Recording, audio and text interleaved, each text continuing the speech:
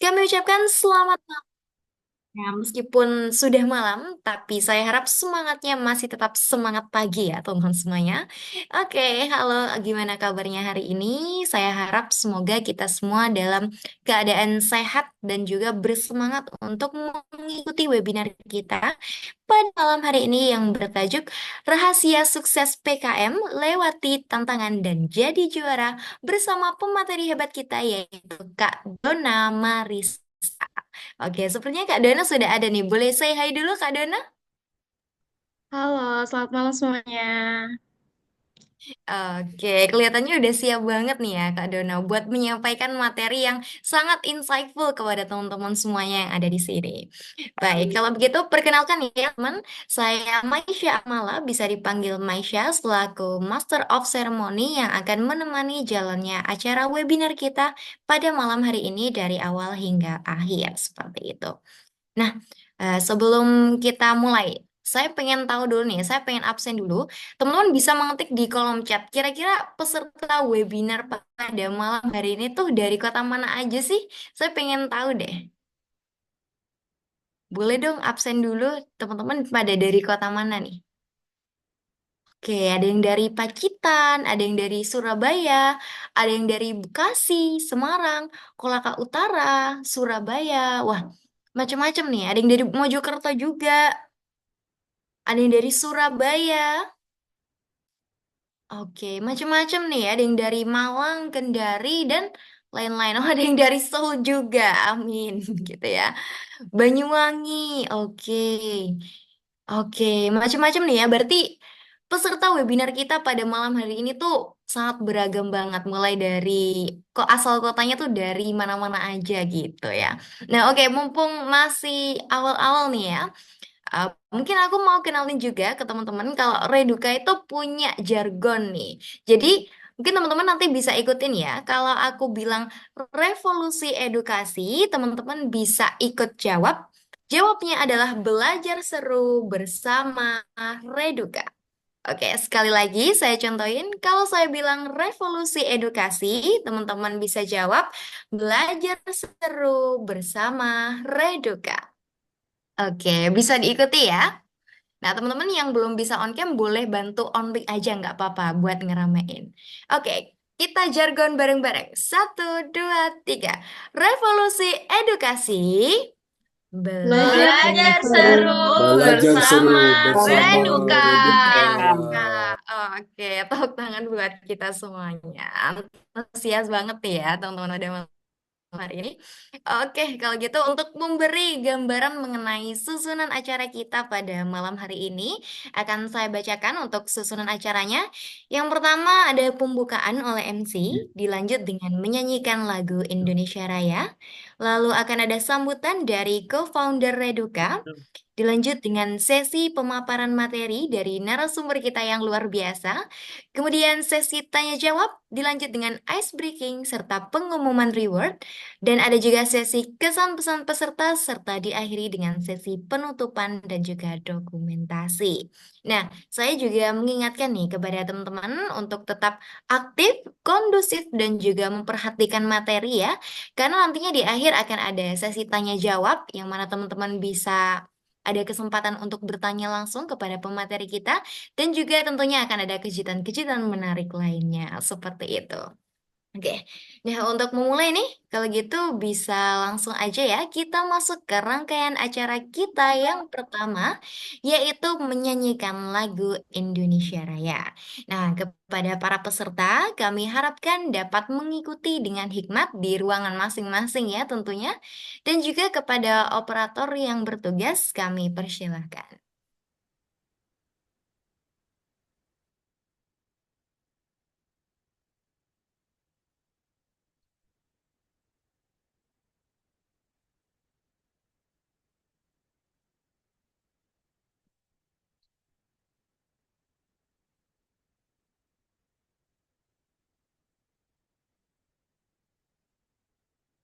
Permisi Kak, Kakak operator boleh minta tolong ada suaranya?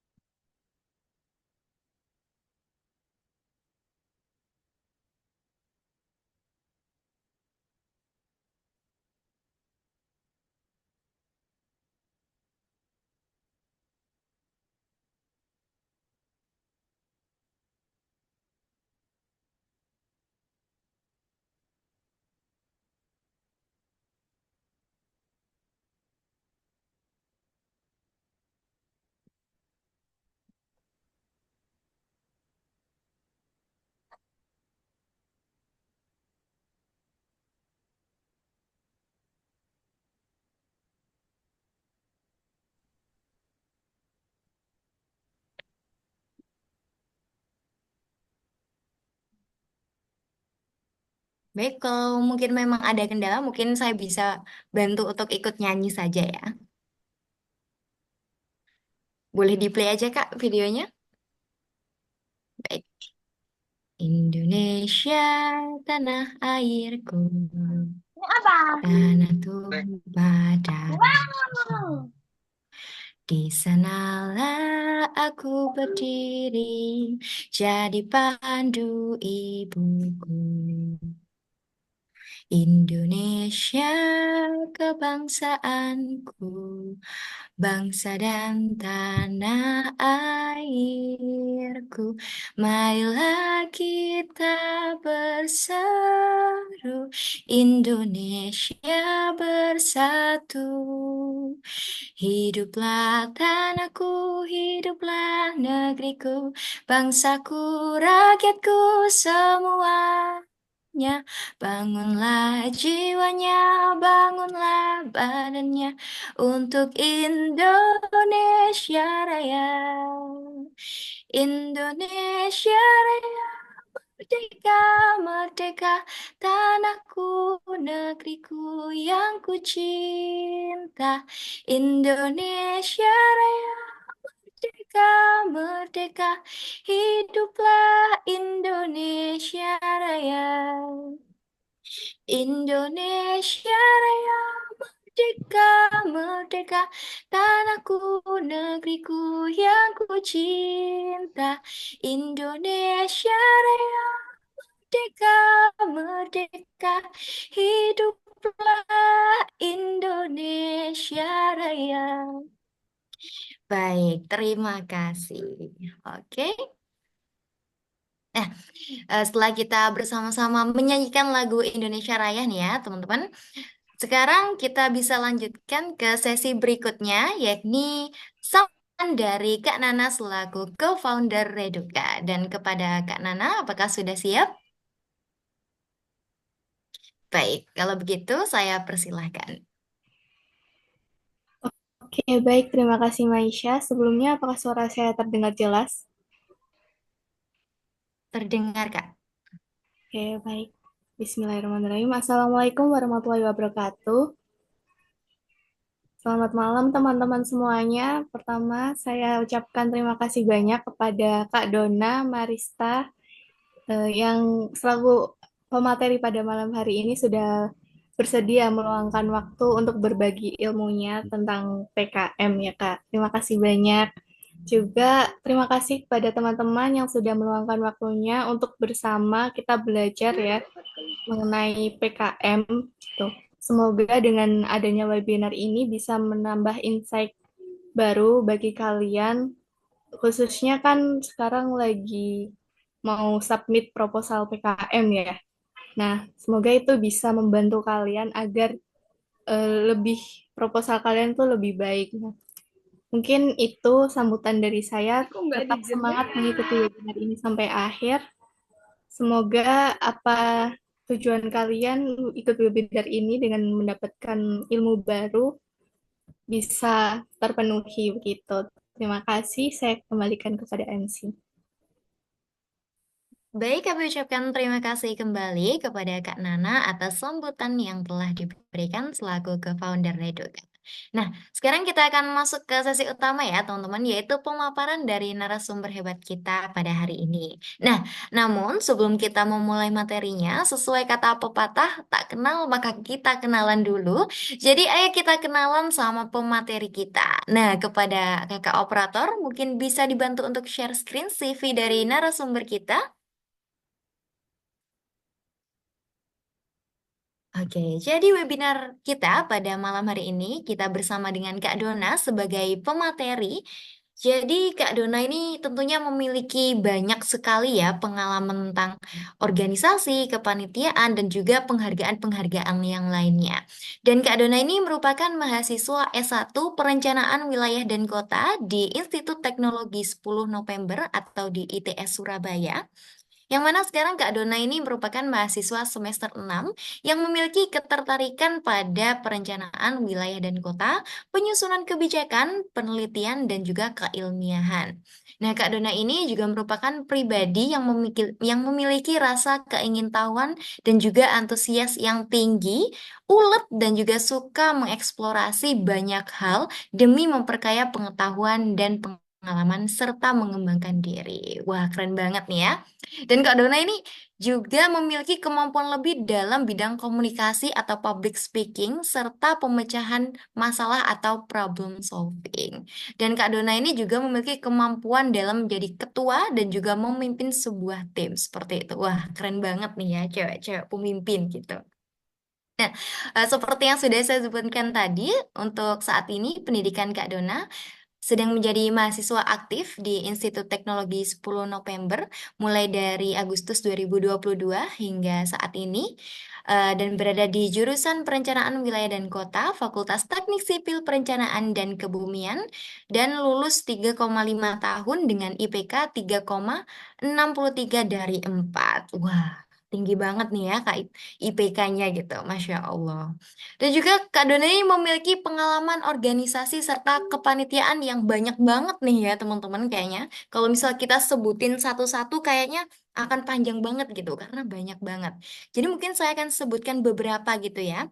Jadi pada bulan Februari 2024 hingga sekarang, Kak Dona menjadi staf Departemen Pengembangan Sumber Daya Mahasiswa atau PSDM di Bidik Misi dan KIP Kuliah ITS tahun 2024.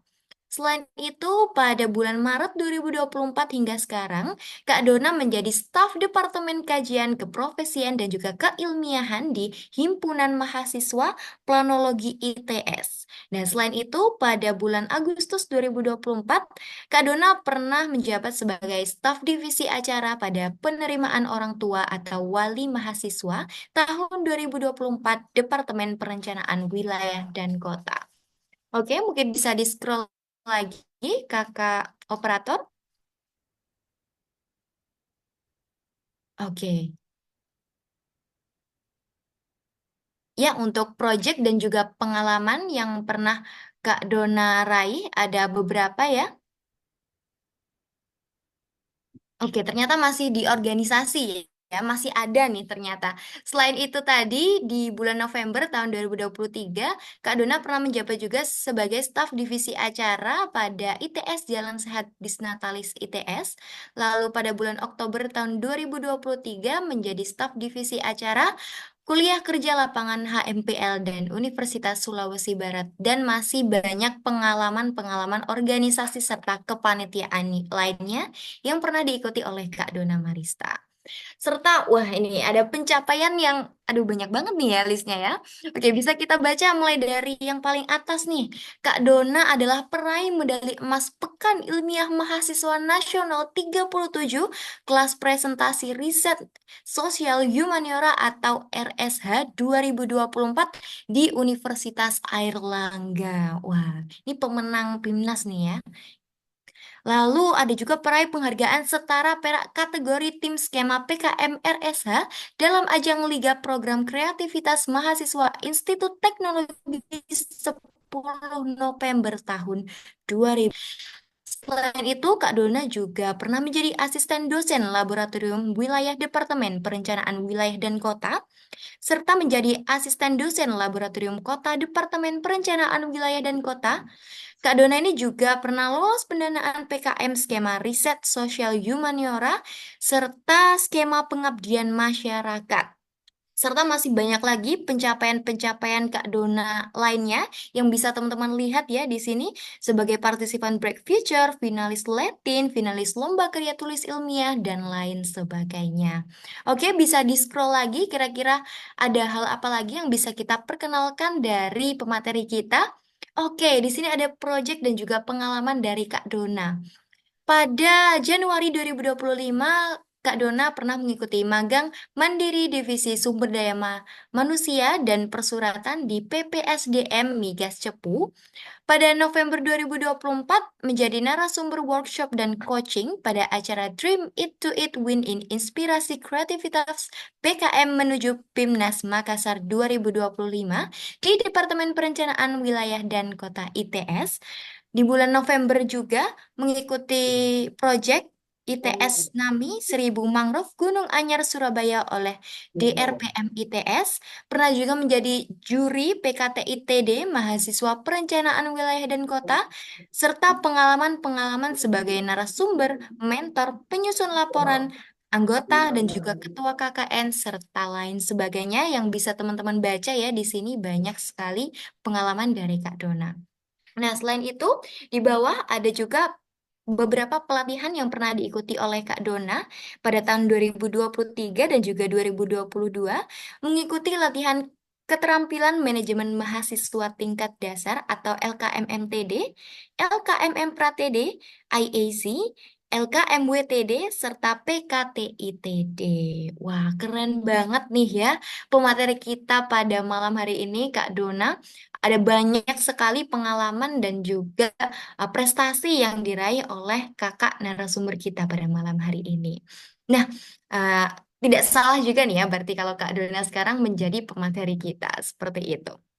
Nah, sekarang kan teman-teman udah tahu nih ya profil singkat dari narasumber kita. Nah, maka dari itu mungkin bisa langsung saja dimulai untuk sesi pemaparan materinya yang sudah ditunggu-tunggu. Nah, kepada Kak Dona, apakah sudah siap untuk menyampaikan materinya? Oke, siap Kak. Oke, siap ya. Baik, kalau begitu kepada Kak Dona kami persilahkan dan kepada operator boleh dibantu untuk share screen materinya. Terima kasih.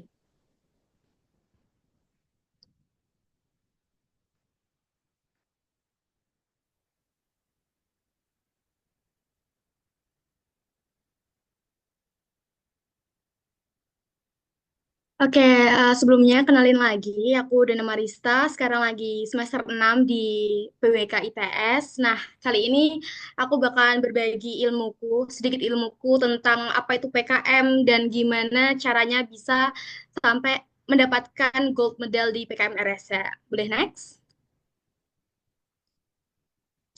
Oke, ini karena tadi udah disebutkan ya di CV, jadi boleh di next langsung aja. Kalau misalkan kalian mau menghubungi aku atau ada yang ditanyakan, bisa chat di DM at Nadonares yang di bawah sisi kanan ya. Next. Oke, nantinya kita bakalan paling penting bakalan membahas gimana sih likak-likuk dan gimana caranya meraih medali emas gitu kan. Tapi sebelum itu, menurutku nggak kalah pentingnya kita itu mengenal apa itu PKM. Nah, kalian mau nggak dapat 35 juta di tahun ini di PIMNAS 38 yang ada di Unhas. Nah, kita harus bedah satu-satu mulai dari apa itu PKM dan apa jenis-jenis PKM, terusan gimana tips and trik pola kerja, terusan proses hingga PIMNAS, lalu ada peran dosen, peran universitas, tips and trik presentasi, dan pastinya gimana sih mencari judul atau ide untuk diangkat di PKM ini. Next. Oke, PKM atau yang nanti core-nya itu ada di PIMNAS itu merupakan salah satu lomba yang memiliki prestis yang tinggi di antara beberapa lomba lainnya yang diadakan langsung oleh Kemendikbud Dikti. Nah, lomba lainnya itu ada KRI, Pilmapres, KDMI, Gemastik, dan lain sebagainya. Tapi di sini yang terkenal dan yang memiliki pride yang paling tinggi itu ada di PIMNAS atau Pekan Ilmiah Mahasiswa Nasional. Next. Oke, nah untuk PKM sendiri itu dibedakan menjadi dua, PKM yang PIMNAS dan PKM yang non-PIMNAS. Apa sih perbedaannya gitu kan? PKM PIMNAS itu PKM yang didanai eh, sampai 10 juta. Kalau misalkan non-PIMNAS itu tidak melakukan riset atau penelitian, tetapi dananya hanya 2 juta. Jadi kalau misalkan PIMNAS itu ada beberapa, ada RE atau riset eksakta, ada RSA, riset sosial humaniora, ada PKMK atau PKM kewirausahaan, PKMPM, pengabdian masyarakat, penerapan IPTEK atau PI, KC atau karsa cipta, lalu ada karya inovatif, lalu ada VGK atau video gagasan konstruktif. Nah, ini nantinya kalian bakalan riset, kalian bakalan penelitian dan kalian benar-benar harus membuat sebuah output gitu. Output dia nantinya kalian presentasiin di Pimnas itu sendiri. Nah, kalau non Pimnas ini kalian dapat dana yang dikit yang cuma 2 juta, habis itu kalian nggak melakukan riset atau penelitian karena sebelumnya itu kalian bisa melakukan riset yang melakukan penelitian yang enggak langsung terjun gitu. Jadi hanya bersifat gambaran atau secara futuristik. Jadi memiliki potensi ke depannya, tapi belum terjadi gitu. Nah, untuk non Pimnas ini ada dua, ada gagasan futuristik terapan atau GFT sama artikel ilmiah. Nah, artikel ilmiah ini kalian bisa ikutkan dari beberapa lomba yang sebelumnya kalian udah menangin gitu. Jadi kalian hanya mengumpulkan untuk artikel ilmiah dari lomba atau dari riset yang udah kalian lakukan. Jadi nggak melakukan riset pada saat itu. Next.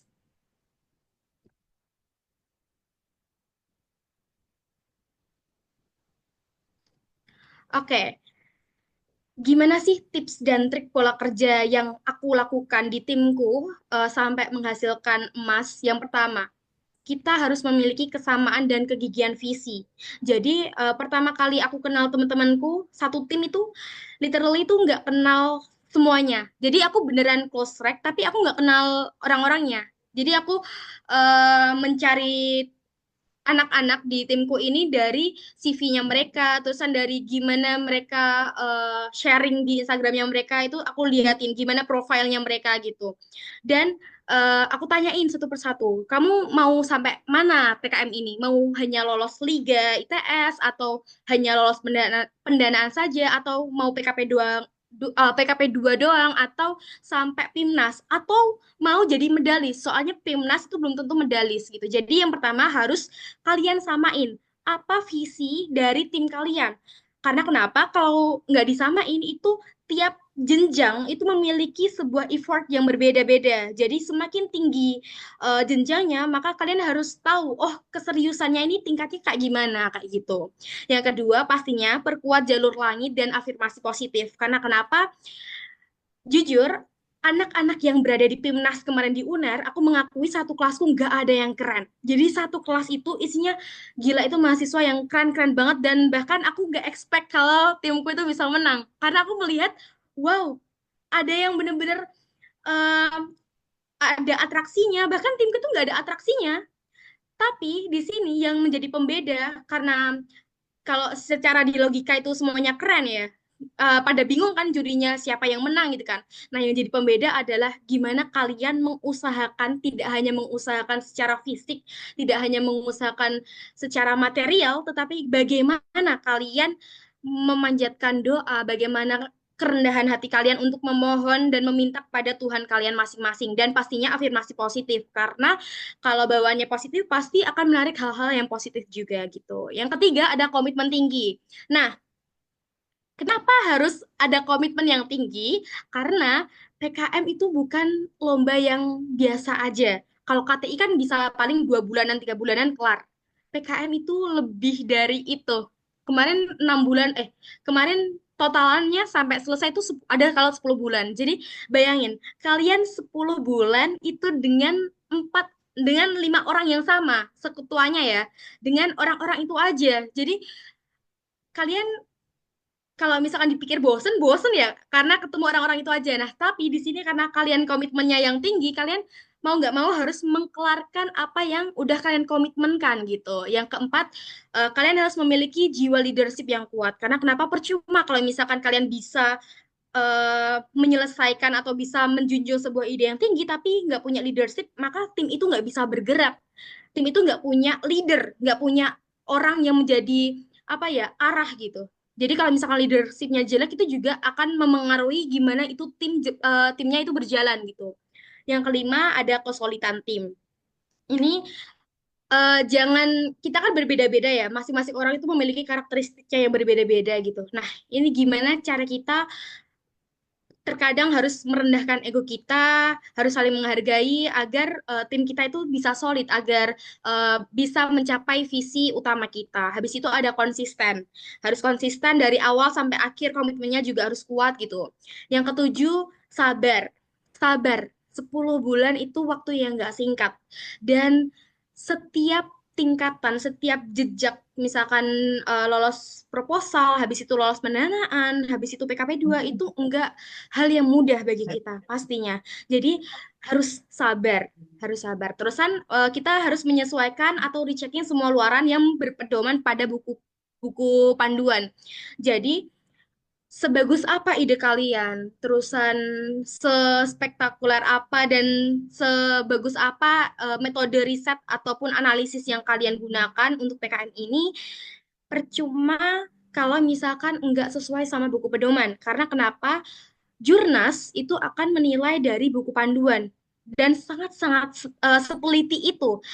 Bahkan kayak misalkan nih, karya kalian tuh bagus, ide kalian itu bakalan wow, juri ini bakalan kayak wow, ini bagus banget gitu. Tapi ada margin, misalkan margin kiri yang nggak sesuai dengan buku panduan, ya udah langsung dibuang ke tempat sampah, gak guna. Walaupun riset kalian bagus, tapi di luar pedoman yang ada di buku panduan ya udah dibuang gitu. Yang kesembilan itu pastinya ada doa restu, pantang menyerah sama perfeksionis. Jadi kita harus meneliti satu persatu. Bahkan kemarin aku meneliti timku itu dari satu huruf itu aja aku teliti banget. Titik komanya apapun itu harus nothing tulus. Pokoknya kita harus mengusahakan terbaik dari versi diri kita kalau misalkan ingin mencapai sesuatu yang baik atau tinggi pula gitu. Next. Nah, oke, gimana trik pola kerja? Yang pertama, ini udah aku jelasin ya sebelumnya, ada menyesuaikan visi. Nah, ini ada beberapa visi, apakah lolos liga, pendanaan, PKP 2, PIMNAS, atau medalis. Yang kedua, requirement sesuai dengan orientasi dan keahlian, beda angkatan atau beda jurusan. Nah, kenapa di sini orientasinya itu dengan latar belakang keahlian? Karena pastinya untuk membuat sebuah proposal ataupun laporan kemajuan ataupun laporan akhir dan luaran-luaran lainnya itu nggak mungkin dari satu fakultas atau dari satu departemen. Satu departemen saja itu nggak cukup menurutku. Karena kenapa? PKM itu bisa dilihat dari keberagaman tim kalian dan itu jadi nilai positif.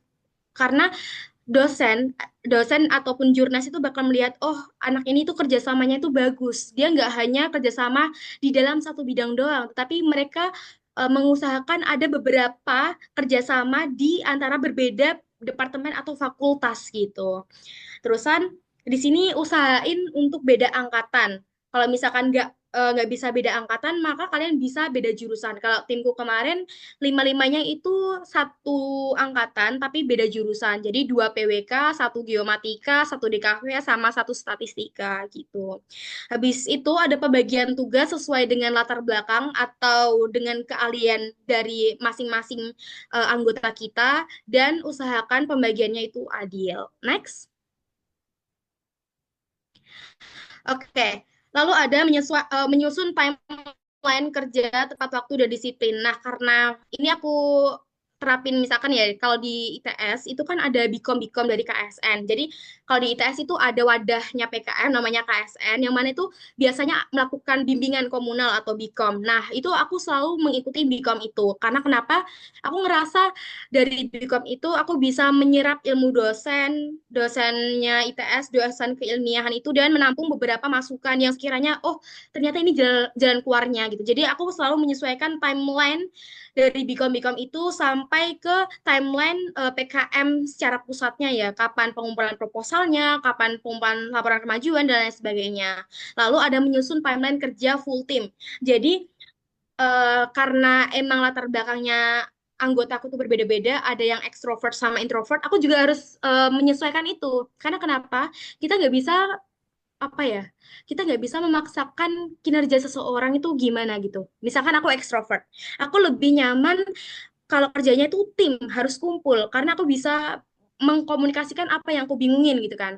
Tapi ada satu anggotaku yang dia itu introvert dan mau nggak mau aku juga harus aku sebagai ketua juga harus menyesuaikan dia tetap kerja dan hasilnya optimal itu aku memberi keleluasaan kayak keluangan gitu kelelahan kalau misalkan ya nggak apa-apa kamu kerja di kos tapi kamu harus ini ya jadi kamu harus menyelesaikan ini dengan kayak gini gini gini jadi aku harus tetap monitoring tapi aku memberikan kebebasan agar dia tuh nyaman jadi menurutku percuma kalau misalkan semuanya kumpul jadi satu kalau mereka nggak nyaman mereka nggak bisa kerja secara maksimal kayak gitu habis itu membuat kerjasama dan perjanjian jadi karena aku ingin komitmen timku itu tinggi karena emang orientasinya mau jadi medalis apalagi medalis emas gitu ya jadi aku membuat kerjasama dan perjanjian kalau misalkan di tahap ini kalau misalkan kamu nggak mampu kamu nggak struk untuk berjuang bareng ya udah kamu lebih baik jujur ke aku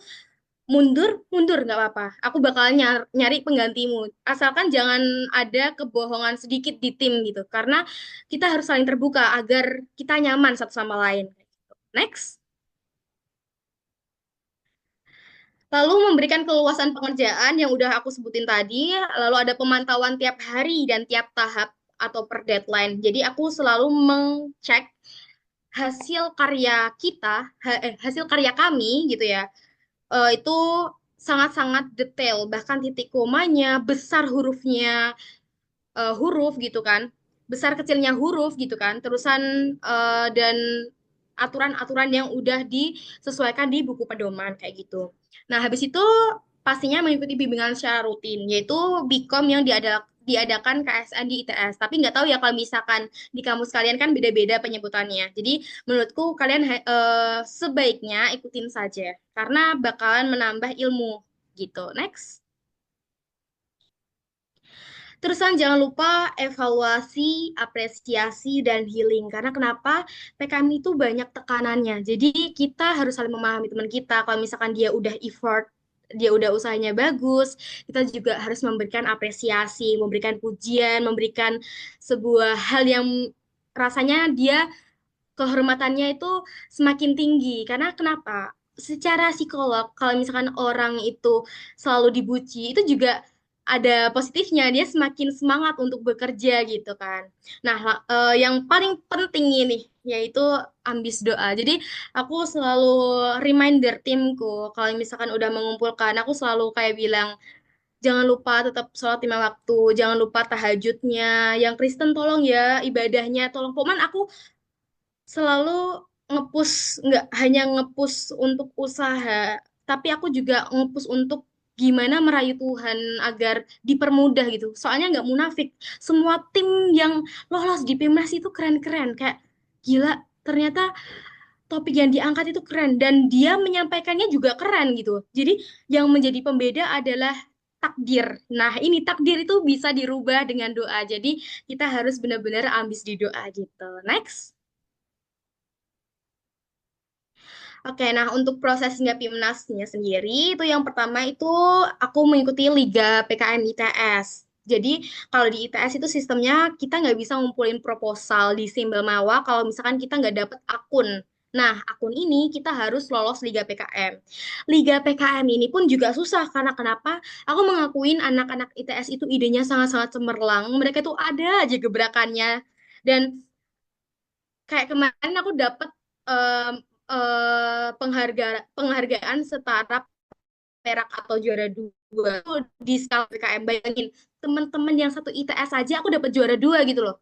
Eh, Sampai kayak mikir, wow ternyata teman-teman ITS itu ambis-ambis banget. Bahkan aku kayak ngerasa lawanku itu bukan hanya timku, bukan hanya tim luar sana, tapi anak-anak ITS itu yang juga berpotensi gitu kan. Terusan ada pengumpulan proposal ke Sibelmawa atau pusat. Nah, ini dokumentasi di mana hari ya Hamin 1 kalau nggak salah. Hamin 1 pengumpulan jadi satu ruangan dokter itu full full mahasiswa jadi kayak lautan usia di situ karena gila anak-anak ITS benar-benar ambis untuk PKM ini.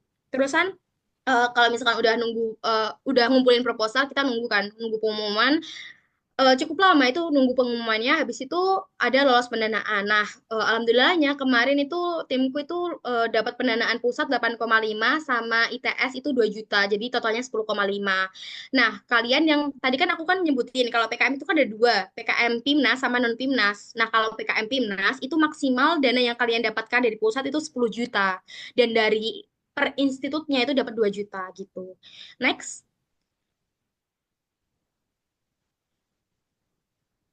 Nah, terusan pastinya kalau misalkan dinyatakan lolos pendanaan, itu pengerjaan LAPKEM atau laporan kemajuan. Nah, LAPKEM ini mulai dari survei. Jadi kemarin aku survei ke Lumajang gitu, cukup lama, dan kita membedah dan mencari analisis-analisis yang cukup kuat gitu ya untuk pengerjaan LAPKEM ini. Jujur yang paling chaos itu bukan di pengerjaan proposal atau pengerjaan laporan akhir, tapi yang paling chaos itu ada di laporan kemajuan. Soalnya banyak banget laporan kemajuan itu dan output tambahannya itu juga banyak gitu. Terus kan ada PKP 2. Nah, PKP 2 itu apa sih? PKP 2 itu penilaian kemajuan pelaksanaan PKM. Jadi ini tuh udah presentasi.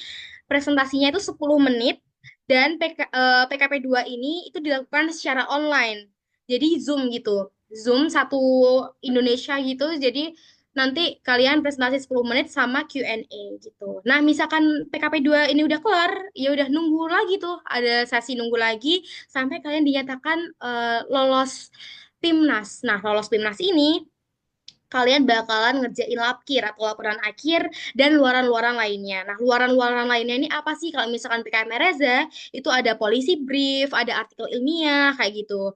Dan menyesuaikan jenis atau skema PKM-nya, karena per skemanya itu ada luaran tambahan yang berbeda gitu. Next.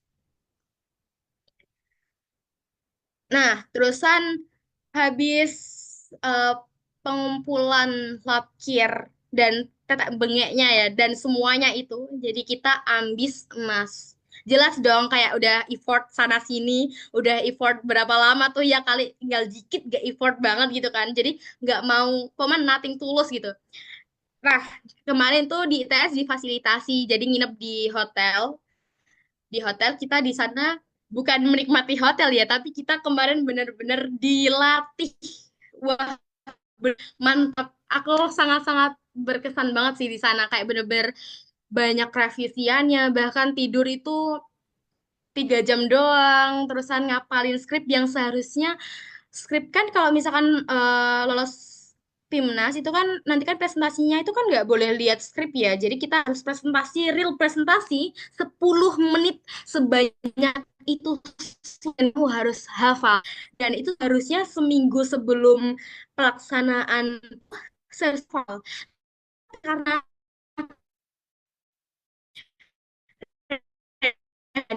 mulai dari artikel ilmiahnya, jadi aku H-2 presentasi. Bayangin pun aku sampai mimpi aku menghafalkan teks presentasi segila itu karena kayak ya Allah banyak banget. Aku gimana ya mengejar sesuatu yang banyak banget diburu waktu tapi H-2 gitu. Aku bingung nanti aku takutnya pas presentasi di depan universitas lain, di depan juri nasional, aku takutnya aku lupa dan ngeblank. Itu aku bakalan malu diriku sendiri gitu kan dan memalukan tim. Aku ya nggak mau lah memalukan timku kayak gitu kan.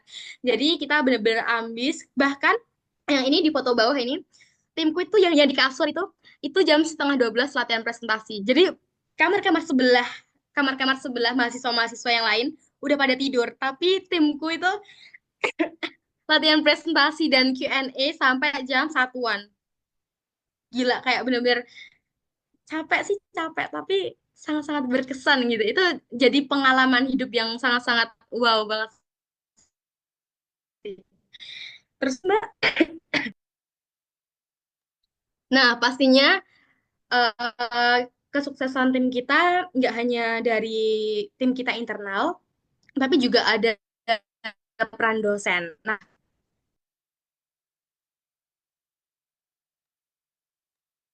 maaf rada serak. Nah, untuk peran dosen ini yang pertama, pastinya peran dosen ini membimbing langsung dari laporan laporan kalian. Habis itu ada checking dan revisi semua menyediakan fasilitas penuh jangan rumah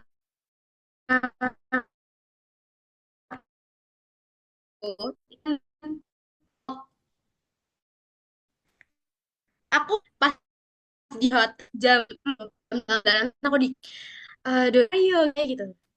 Iya iya bu gitu kan.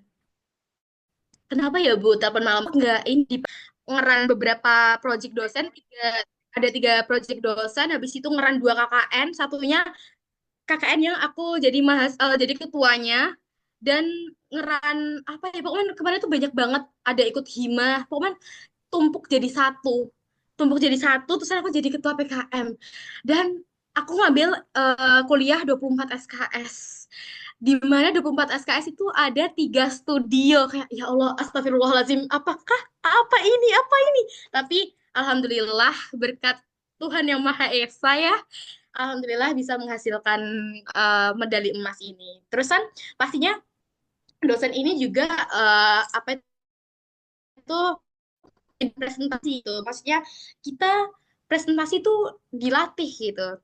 Lalu ada di pastinya ada di support lah ya. Terus next. Nah, untuk peran universitasnya ini pastinya sebagai penjembatan gitu ya, yang menyediakan full support. Bahkan kemarin tuh kita disewain TW 1, eh, gedung di ITS untuk bener-bener dibuat PKM gitu sampai malam gitu. Tapi tetap sampai malam jam 10-an gitu. Kita dikasih makanan, full lah, full effort lah menurutku PWK sama ITS. Habis itu bimbingan rutin pastinya. Bahkan ini yang kalian lihat di sini itu jurnas, juri nasional namanya Prof Bambang. Dia juri nasional dari UNED. Saya beneran beneran sangat-sangat kagum dengan beliau. Bahkan beliau itu kemarin ngisi sama saya di Polijep, Politeknik Negeri Jember, saya diundang dan langsung apa ya, langsung eye to eye gitu sama Prof Bambang ini. Nah, bahkan ini kemarin diundang langsung oleh PWK sendiri untuk melatih gimana presentasinya gitu. Dan pastinya peran universitas ini tuh karena ITS itu adanya KSN, maksudnya sebagai wadah PKM ya. Jadi dia bakalan memastikan kalau misalkan semua tim ITS itu berjalan all too well. Jadi jangan ada satupun yang tertinggal gitu. Next.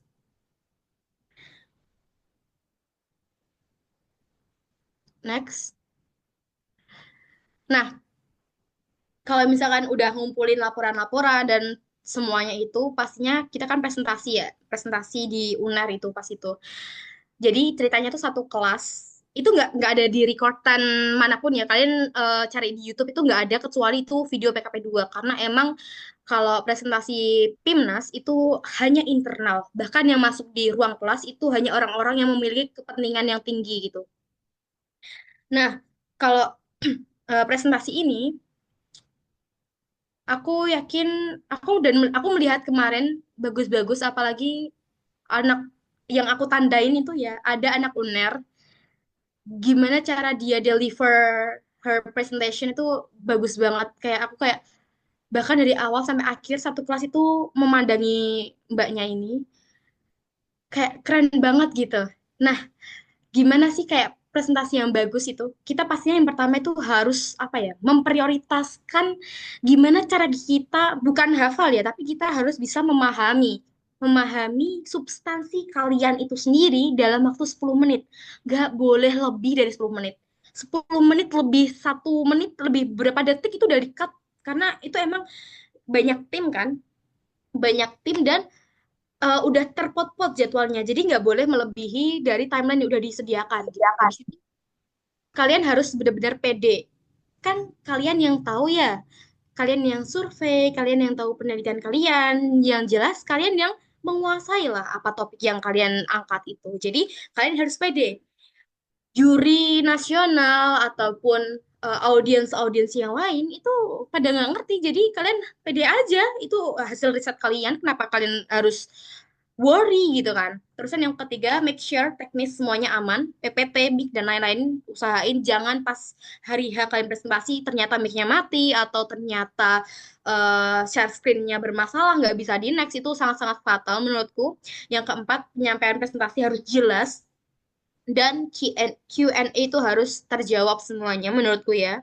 Tapi jangan asal jawab gitu. Jadi kayak percuma kalian jawab semuanya tapi jawaban sekalian salah. Jadi itu juga ada nilainya gitu. Jadi usahain kalian jawab semuanya juga jawabannya itu betul gitu. Terusan jangan mendominasi. Maksudku kalian kan di sini tim ya. Di sini tim. Jadi saling melengkapi. Kalian itu puzzle gitu. Jadi kalian nggak bisa secara egonya itu tinggi, secara egois itu nggak bisa. Kalian membutuhkan rekan di dalam tim kalian dan kalian juga harus saling menghargai. Apapun nanti pas presentasi ya harus gantian misalkan Q&A. Q&A jangan kalian doang yang jawab. Itu sangat-sangat kelihatan kalau ego kalian tuh tinggi dan nggak ada kerjasama yang baik gitu. Dan yang paling penting aku ingat lagi yaitu jangan lupa berdoa. Next. Nah, gimana cara cari judul yang bagus gitu kan? Yang pertama, kalian tuh menurutku PKM RSH itu PKM yang sangat-sangat luas. I think semua masalah bisa diangkat, tapi di sini kalau aku lihat track recordnya yang kemarin medalis itu pastinya memiliki urgensitas atau memiliki apa ya kepentingan yang tinggi untuk segera diselesaikan gitu.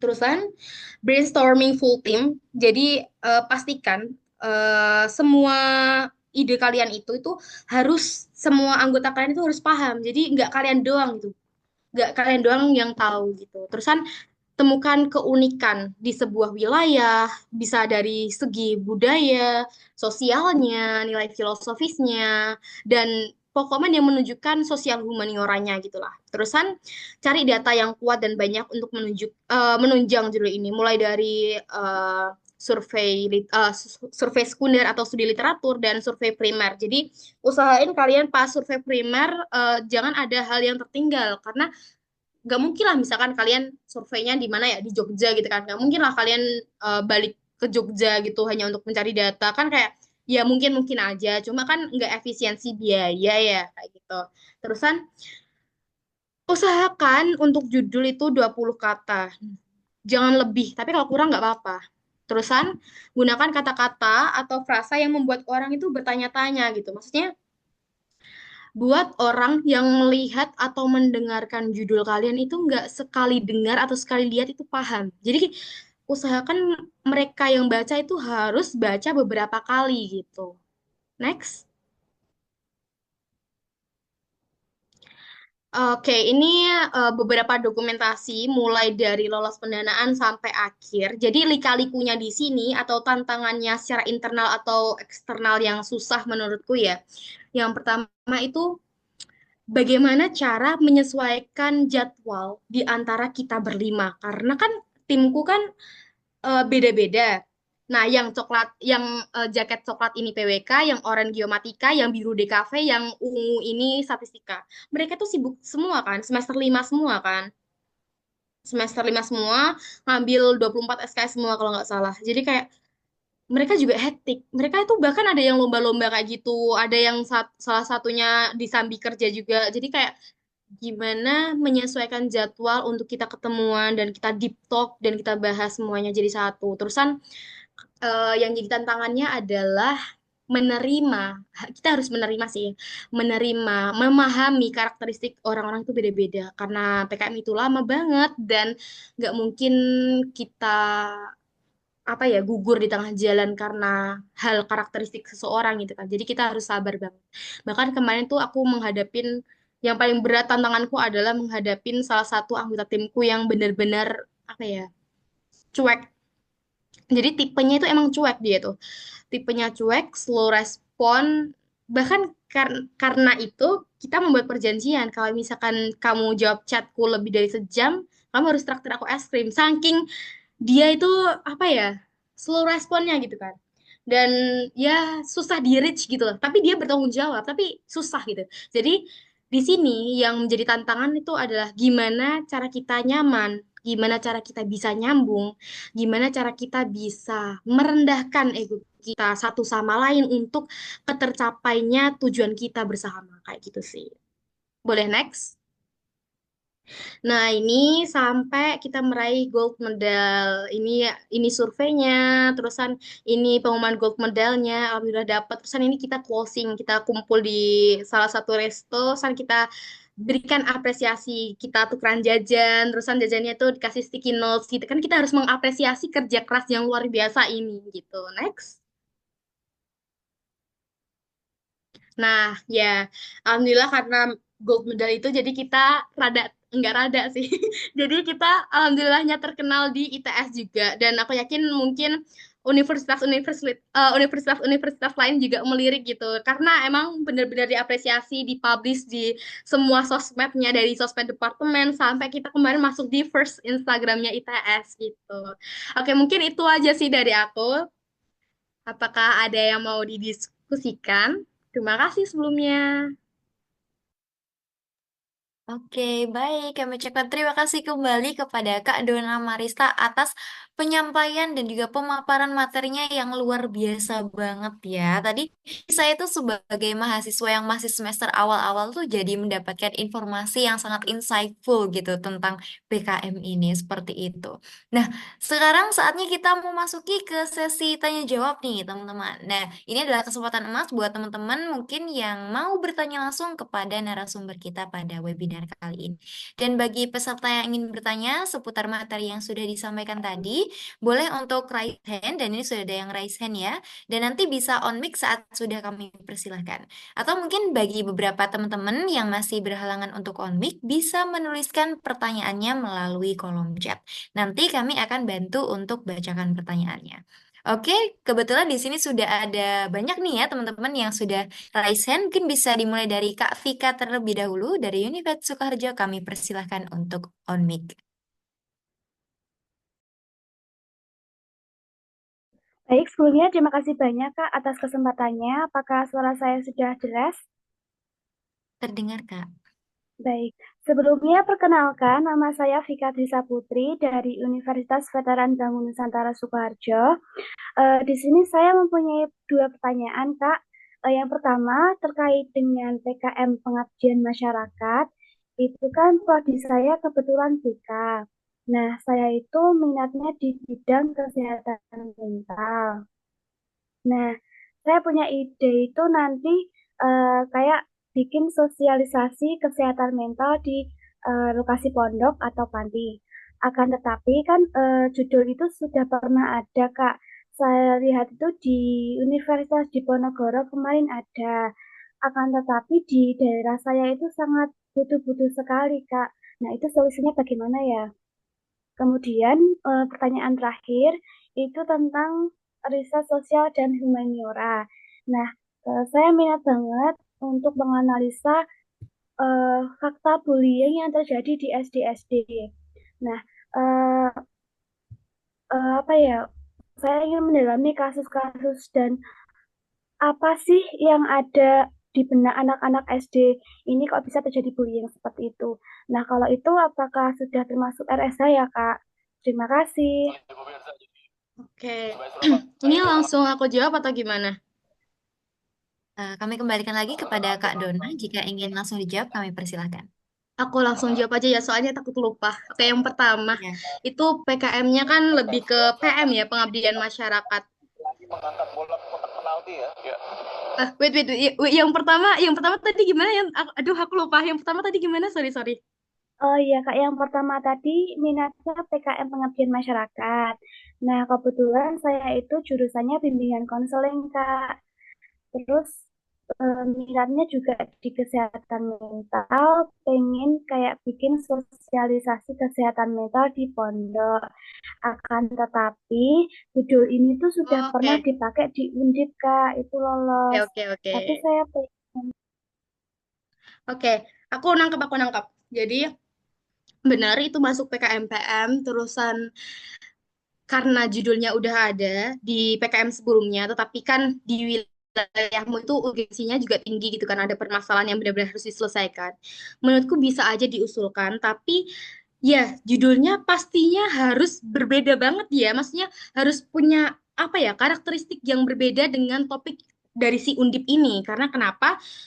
aku yakin di setiap daerah atau wilayah itu kan juga punya karakteristiknya yang beda-beda, punya latar belakang permasalahan itu terjadi itu kenapa yang berbeda-beda gitu kan. Jadi kita nggak, meskipun hal itu sama, maksudnya permasalahan itu sama, tapi wilayahnya berbeda atau hal sedikit pun aku rasa itu ada perbedaannya. Jadi kamu yang harus diteliti, yang harus menjadi PR di sini adalah gimana kamu bisa berhasil untuk mencari perbedaan, walaupun itu perbedaannya sekecil apapun itu. Dan kalau misalkan ada perbedaan itu jelas jelas nanti bakalan mengubah judulnya.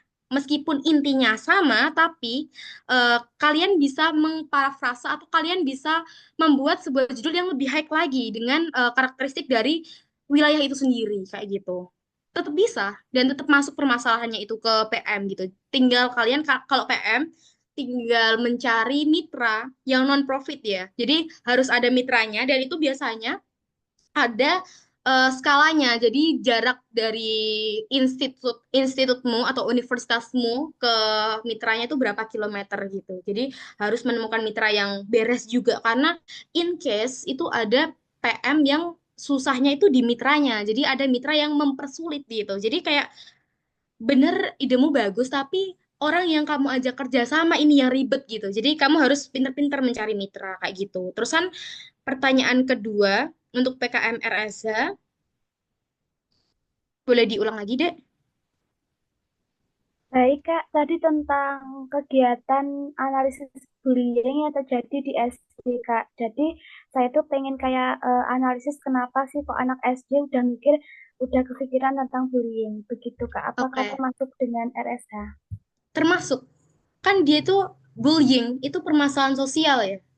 Nah, ini yang mungkin jadi PR-nya gimana kalian menganalisisnya. Jadi metode analisisnya ini yang lebih kuat dan kalian harus mendasarkan bullying itu ke hal yang apa gitu. Jadi kan kalau bullying itu kan faktor-faktornya banyak ya. Nah, kalian itu mau memfokuskan kemana? Kalau menurutku PKMRS itu ide kalian boleh besar ya, tapi diusahakan harus khusus atau harus punya boundaries atau punya batasan gitu. Jadi nggak terlalu luas. Jadi bullying kan terlalu luas ya. Nah ini kalian misalkan faktor-faktor bullying ada A sampai Z ya. Nah kalian fokus ke beberapa faktor aja gitu atau satu faktor yang sangat-sangat mempengaruhi atau bisa nantinya menyelesaikan dari masalah bullying itu sendiri.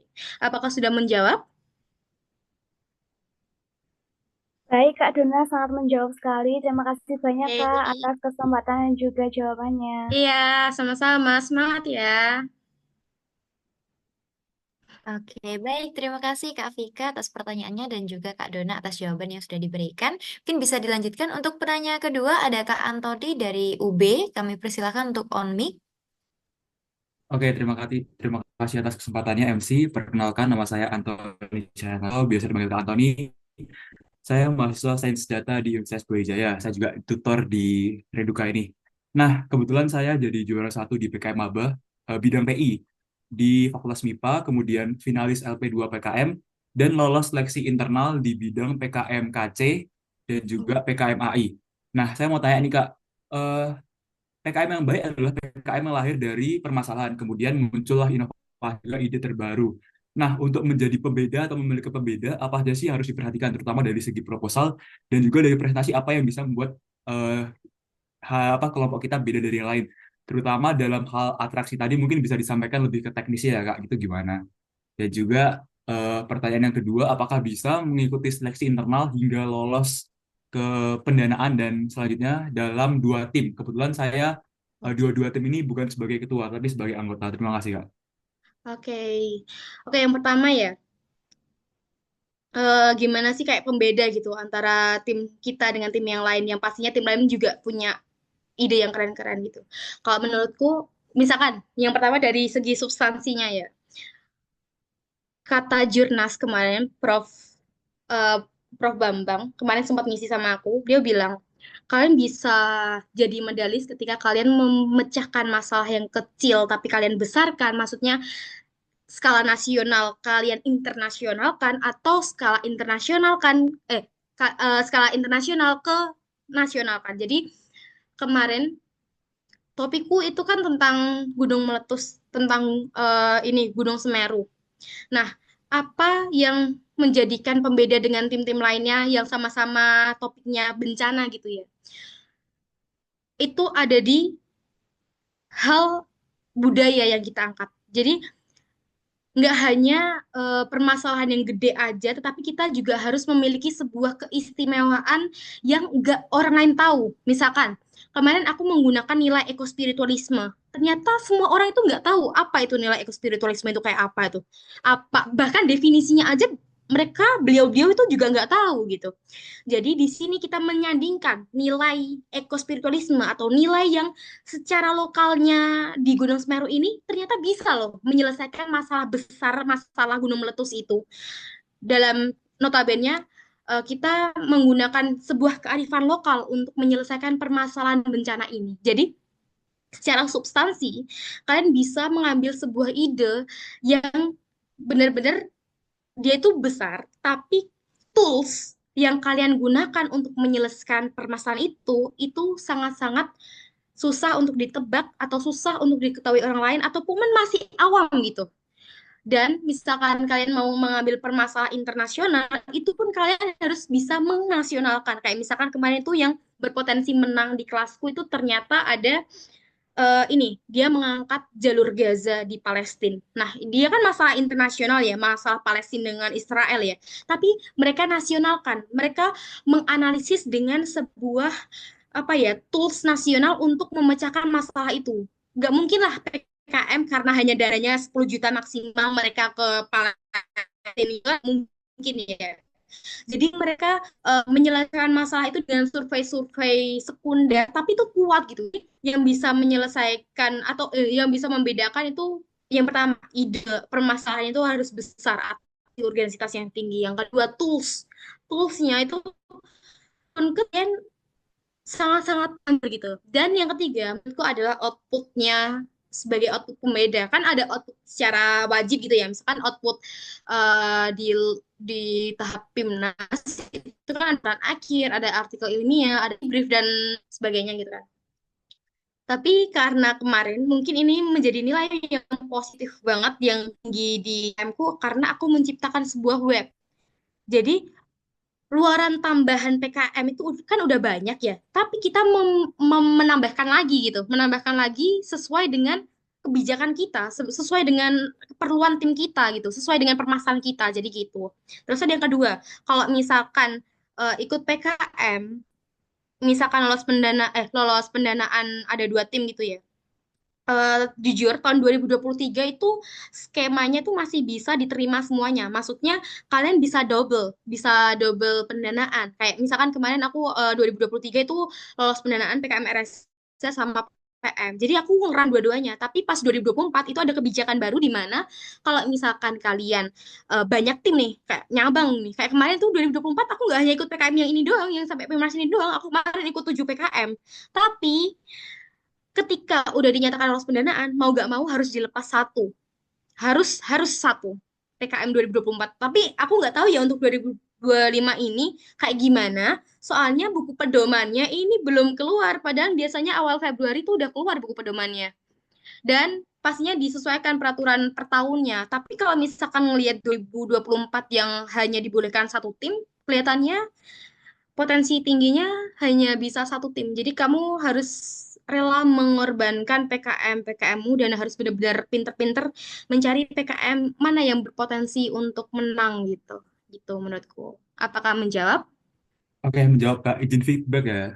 Iya. Itu terkait presentasi tadi. Oh eh, iya, presentasi ya. Oke, presentasi. Kalau presentasi timku, jujur aslinya aku mau ada atraksi. Jujur aku ya, mau ada atraksi. Aku udah menyiapkan bahan-bahan atraksi. Tapi H-1 aku berubah pikiran. Kayak aku langsung logikaku mainku gini. Kayak percuma atraksi gitu. Kalau nanti penyampaian presentasimu itu kurang. Jangan membuat hal yang sekiranya nggak memiliki urgensitas yang tinggi itu kamu tekanin gitu. Jangan berfokus pada hal-hal yang nggak penting. Yang penting adalah gimana cara kamu menyampaikan 10 menitmu dengan totalitas dan gimana caranya timmu itu bisa menjawab pertanyaan-pertanyaan jurnas. Itu PR pertama. Kalau misalkan kalian berantem, oh ternyata timku bisa loh 10 menit ini lancar-lancar aja, terusan bisa loh pas dilatih, pas Q&A bisa menjawab semuanya. Nah, itu bisa kalian, guys, bisa deh kelihatannya kita nambahin atraksi gitu. Nah, kalau tim-tim kemarin tuh yang atraksi, jadi kan kalau misalkan presentasi kan 10 menit, itu fix presentasi. Tapi sebelum presentasi itu ada tahap persiapan. Berapa menit ya kemarin tuh? 3 menit tuh 5 menit gitu lupa aku. Di situ kita bisa cek sound, cek PPT. Nah, itu misalkan waktunya kalian atraksi menunjukkan apa ya, sekiranya apa sih yang kalian bahas gitu dengan atraksi secara misterian atau bisa dialek kayak gitu. Kayak kemarin ada yang dialek sih, ada yang kayak apa sih, kayak ya dia berperan gitu. Jadi apa ya, ngomongnya ya aduh, cuman dia tuh kayak eh, percakapan gitu yang arahnya membahas tentang pendidikan mereka. Jadi atraksi 10 menit pertama itu. Kalau misalkan pun, tapi tergantung timnya. Kalau misalkan pun kalian ngerasa, oh presentasinya kelihatannya 20 menit bisa, misalkan 8 menit gitu ya. Ada tim yang 10 menit itu sisanya atraksinya. Jadi maksudnya eh, 10 menit itu nggak benar kalian present, no. Tapi ada yang dia atraksi di dalam 10 menit itu sendiri. Tapi menurutku, lebih baiknya menurutku utamain 10 menit. Jangan sia-siain 10 menit. 10 menit itu nggak sedih, nggak banyak, guys. Substansi kalian itu banyak. Bayangin kalian tuh menghafalin inti sari dari laporan akhir kalian yang 100 lebih halaman itu dalam 10 menit. Nggak boleh beli, ya boleh belibet, tapi kan ya kali kalian mau belibet di depan jurnas gitu kan. Dan itu kan pakai mic ya, pakai mic dan dilihat satu Indonesia, universitas-universitas lainnya kali kalian mau belibet gitu. Jadi usahain di 10 menit itu dan Q&A, jangan mendominasi gitu sih menurutku ya. Thank you. Sebelumnya, apakah udah Oke, menjawab? jadi dari atraksi itu harus jadi bridging buat arah ke judulnya. Yalah, nggak mungkin kita aksi yang out of topic, out of apa kita teliti kan, nggak mungkin ya. Ngapain kan, Ya. nggak penting ya. Oke, kemudian izin satu lagi ya, Kak. Nah, kita kan Iya, dia kan mengingat anggaran yang diefisiensikan. Nah, terus juga dari belum keluarnya panduan ya dari PKM PIM, dari Pimnas sendiri. Nah, kita sebagai, terutama saya sebagai mahasiswa baru dan rekan-rekan saya, apa sih? Dan juga sebelumnya seberapa pengaruh sih anggaran efisiensi anggaran itu kepada pelajar, mahasiswa, khususnya mahasiswa baru, dan juga bagaimana cara kita mengatasinya supaya tetap semangat, tetap termotivasi, dan tetap konsisten dalam setiap usaha kita, Kak. Terima kasih sebelumnya. aduh, ini kok mengarah ke politik ya. Aku nggak nyindir sekali. Kan dipangkas ya, banyak juga kan. Kabar-kabarnya pun ya mungkin ya kena dampaknya salah satunya PKN ini. Tapi kalau menurutku, aduh aku nggak aslinya nggak mau mengarah ke politik ya, karena aku mengamankan diri aja. Tapi menurutku kalau misalkan yang menjadi semangat kalian nggak usah fokus ke efisiensi kayak gitu-gitu. Maksudnya ya butuh benar-benar butuh dana ya. Cuma kalau misalkan emang orientasi kalian tuh tinggi, orientasi kalian ingin menjadi medalis, yang di sini tuh di pride-kannya itu sebuah pencapaian, sebuah apa ya, sertifikat itu. Penting kamu memegang sertifikat yang dari Puspresnas, dari kementerian langsung gitu. Jadi masalah dana itu bakalan bisa kok nanti pinjem univ atau nanti kalian mungkin dapat sponsor gitu ya. Aduh aku rada bingung ini jawabnya gimana. Tapi yang menjadi apa ya, motivasi menurutku, bayangin aja deh kalian megang medalis gitu, megang medal gitu. Jangan bayangin dulu loss pendanaannya berapa juta gitu. Jangan jangan ke arah uangnya. Sekarang yang menjadi PR kalian gimana sih kalian menemukan topik itu yang bagus dan gimana cara kalian menyelesaikan permasalahan yang besar itu kan belum tentu kalian itu bisa gitu. Jadi kadang itu kita harus pede ya, tapi kadang kita juga harus rasional gitu. Jadi yang pertama kalian harus benar-benar menyetarakan diri kalian, oh dan membuat tim kalian tuh ngerasa oh bisa loh lolos gitu daripada harus berpikir ini nanti apa dapat berapa juta gitu. Jadi fokuslah ke menurutku ke sertifikatnya aja, maksudnya ke pencapaiannya itu daripada lolos ke berfokus pada keuangannya karena bisa dicari lah nanti bisa mungkin minta dana dari institut atau universitas atau dari sponsor. Jujur aku juga nggak tahu nanti bakal dipanggil seberapa ya karena biasanya buku pedoman aja udah keluar awal Februari, ini pertengahan Februari belum keluar. Bahkan teman ini kan ITS pengumpulan liga hari ini ya. Pada tanya ke aku kayak buku pedoman 2025-nya mana Mbak gitu kan. Ya aku nggak bisa jawab belum keluar deh kayak belum digarap sama pusat kan ada efisiensi dana ya gitu sih menurutku. Maaf ya aku tidak berani ke arah yang sensitif gitu. Aku takut salah ngomong dan di sini banyak yang ngomong, banyak yang lihat juga kan daripada resiko.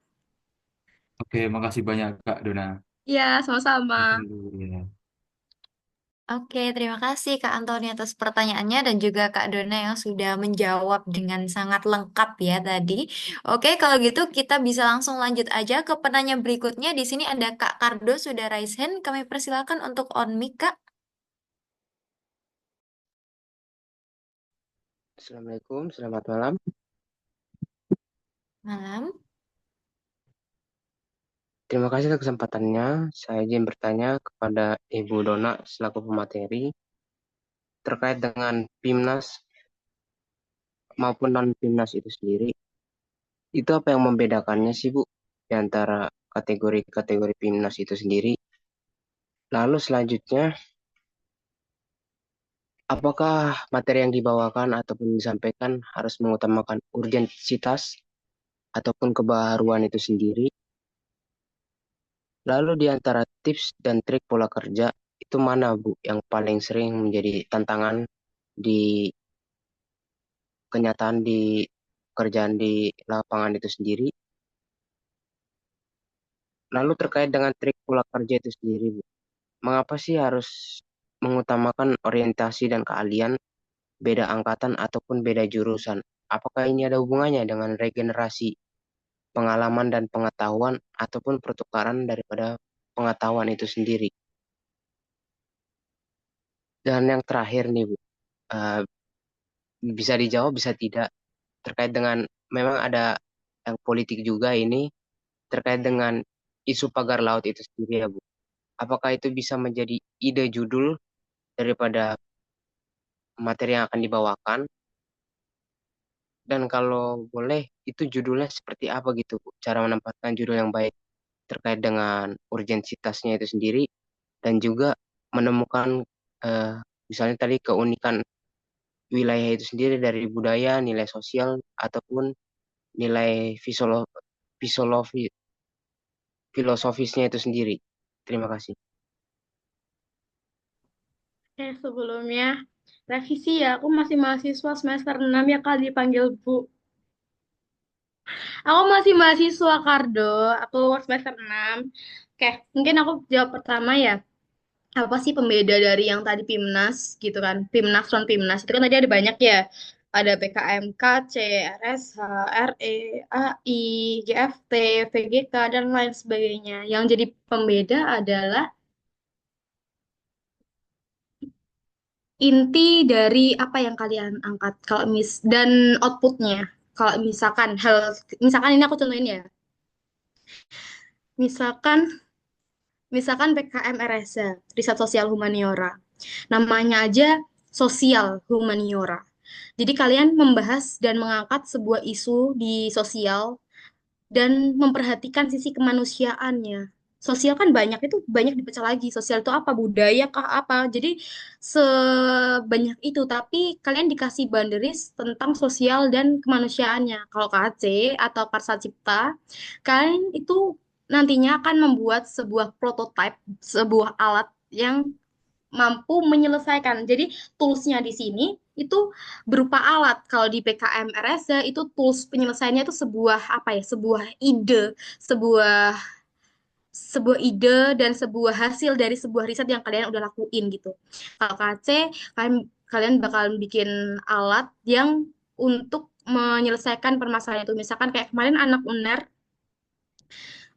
masalah ini penyakit gula darah gitu, mereka buat alat gitu.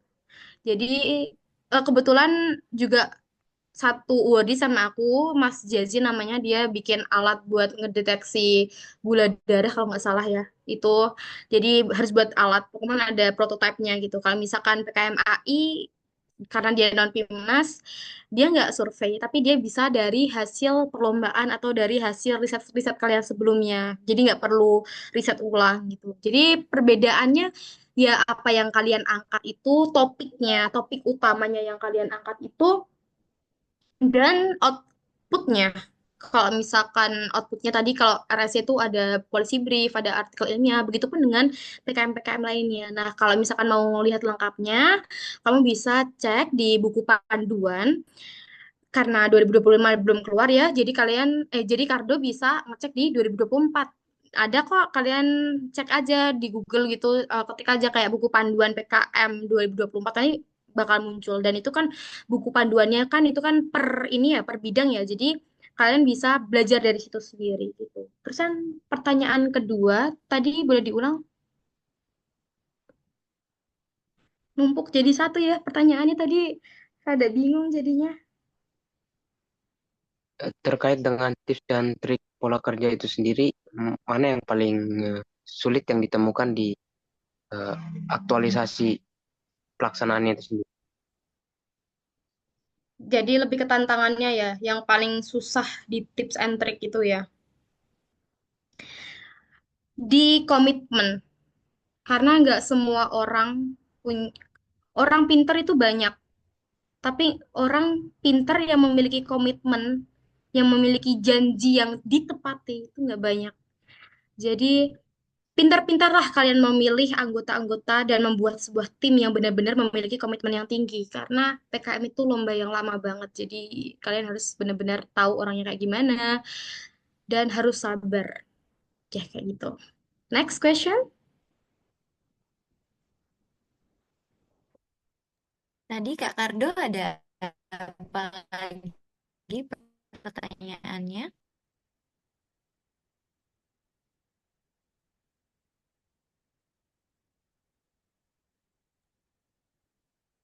Kalau tidak salah ini Kak, apakah memang harus ada urgensinya gitu ya dalam membuat sebuah judul? Terus tipsnya membuat judul itu seperti apa? Kalau tidak salah saya tadi dengarnya seperti itu. Oke, jelas harus ada urgensinya dong. Kayak PKU yang kalau nggak bakalan sembarangan untuk mengasih dana mereka untuk kalian melakukan riset ya. Jadi kalau urgensitas kalian atau ide kalian jelek ya pastinya nggak didanain gitu. Nah kalian harus bisa beda menjadi hal yang unik, mengangkat sebuah topik yang memiliki urgensitas yang tinggi. Jadi menurut permasalahan itu banyak, permasalahan yang besar itu banyak, tapi kan nggak semuanya memiliki urgensitas yang tinggi, nggak semuanya memiliki sifat harus segera diselesaikan. Yang berpeluang di sini adalah orang yang mengangkat permasalahan yang penting, permasalahan yang menyangkut semua orang, bahkan ya semua khalayak gitu ya, dengan waktu yang harus disegerakan gitu. Jadi memiliki urgensitas yang tinggi. Jadi itu yang bakal menjadi pembeda. Percuma kalian ngangkat ide yang gede tapi ternyata masalahnya kalau diselesaikan tahun depan ya ya udah ikutin PKM tahun-tahun depan aja. Mas. Yang jadi pembeda di sini ya harus urgensitas, ada kepentingan yang sangat desak sehingga kalian tuh bisa meyakinkan mereka untuk mencairkan uang mereka untuk kalian gunakan untuk riset untuk menyelesaikan permasalahan kalian gitu. Terus Sat, gimana cara cari judul yang bagus? Kalian punya sebuah masalah itu jangan berhenti di situ doang. Jadi kalian harus melakukan riset sekunder dulu. Kalian perbanyak tuh studi literatur yang berbobot kalian. Cari apa ya?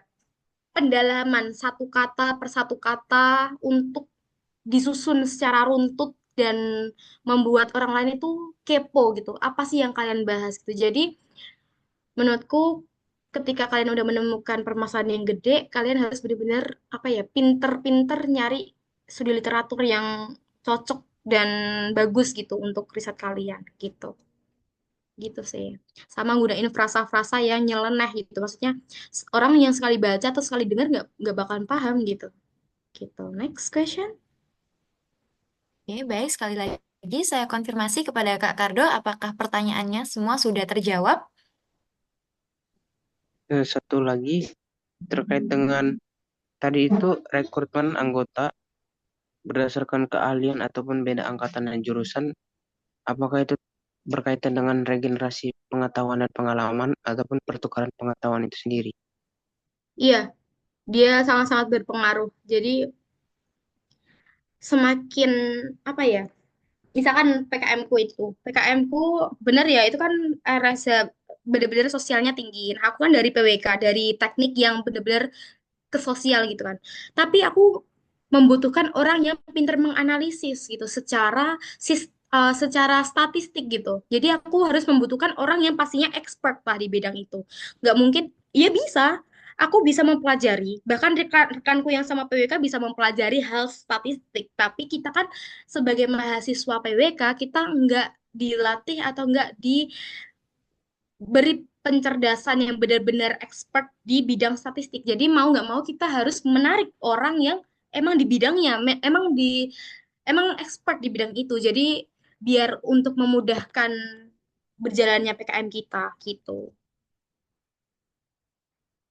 Oke, baik. Jadi kurang lebih itu ya Kak Kardo jawaban dari Kak Dona. Semoga bisa menjawab semua pertanyaannya Kak Kardo tadi dan semoga juga sudah menjawab ya. Jika memang ada pertanyaan lagi mungkin bisa dilanjutkan dengan menghubungi langsung ke Instagram atau sosial medianya Kak Dona gitu ya Kak. Oke. Ya, kalau begitu mungkin kita bisa lanjut lagi ke penanya berikutnya. Di sini ada yang sudah raise hand juga, Kak Carisa. Kami persilahkan untuk on mic. Halo, apakah suara saya terdengar? Terdengar, Kak. Mungkin bisa lebih keras lagi suaranya. Oh, oke. Terima kasih sebelumnya atas kesempatannya. Perkenalkan, saya Karisa dari Universitas Erlangga.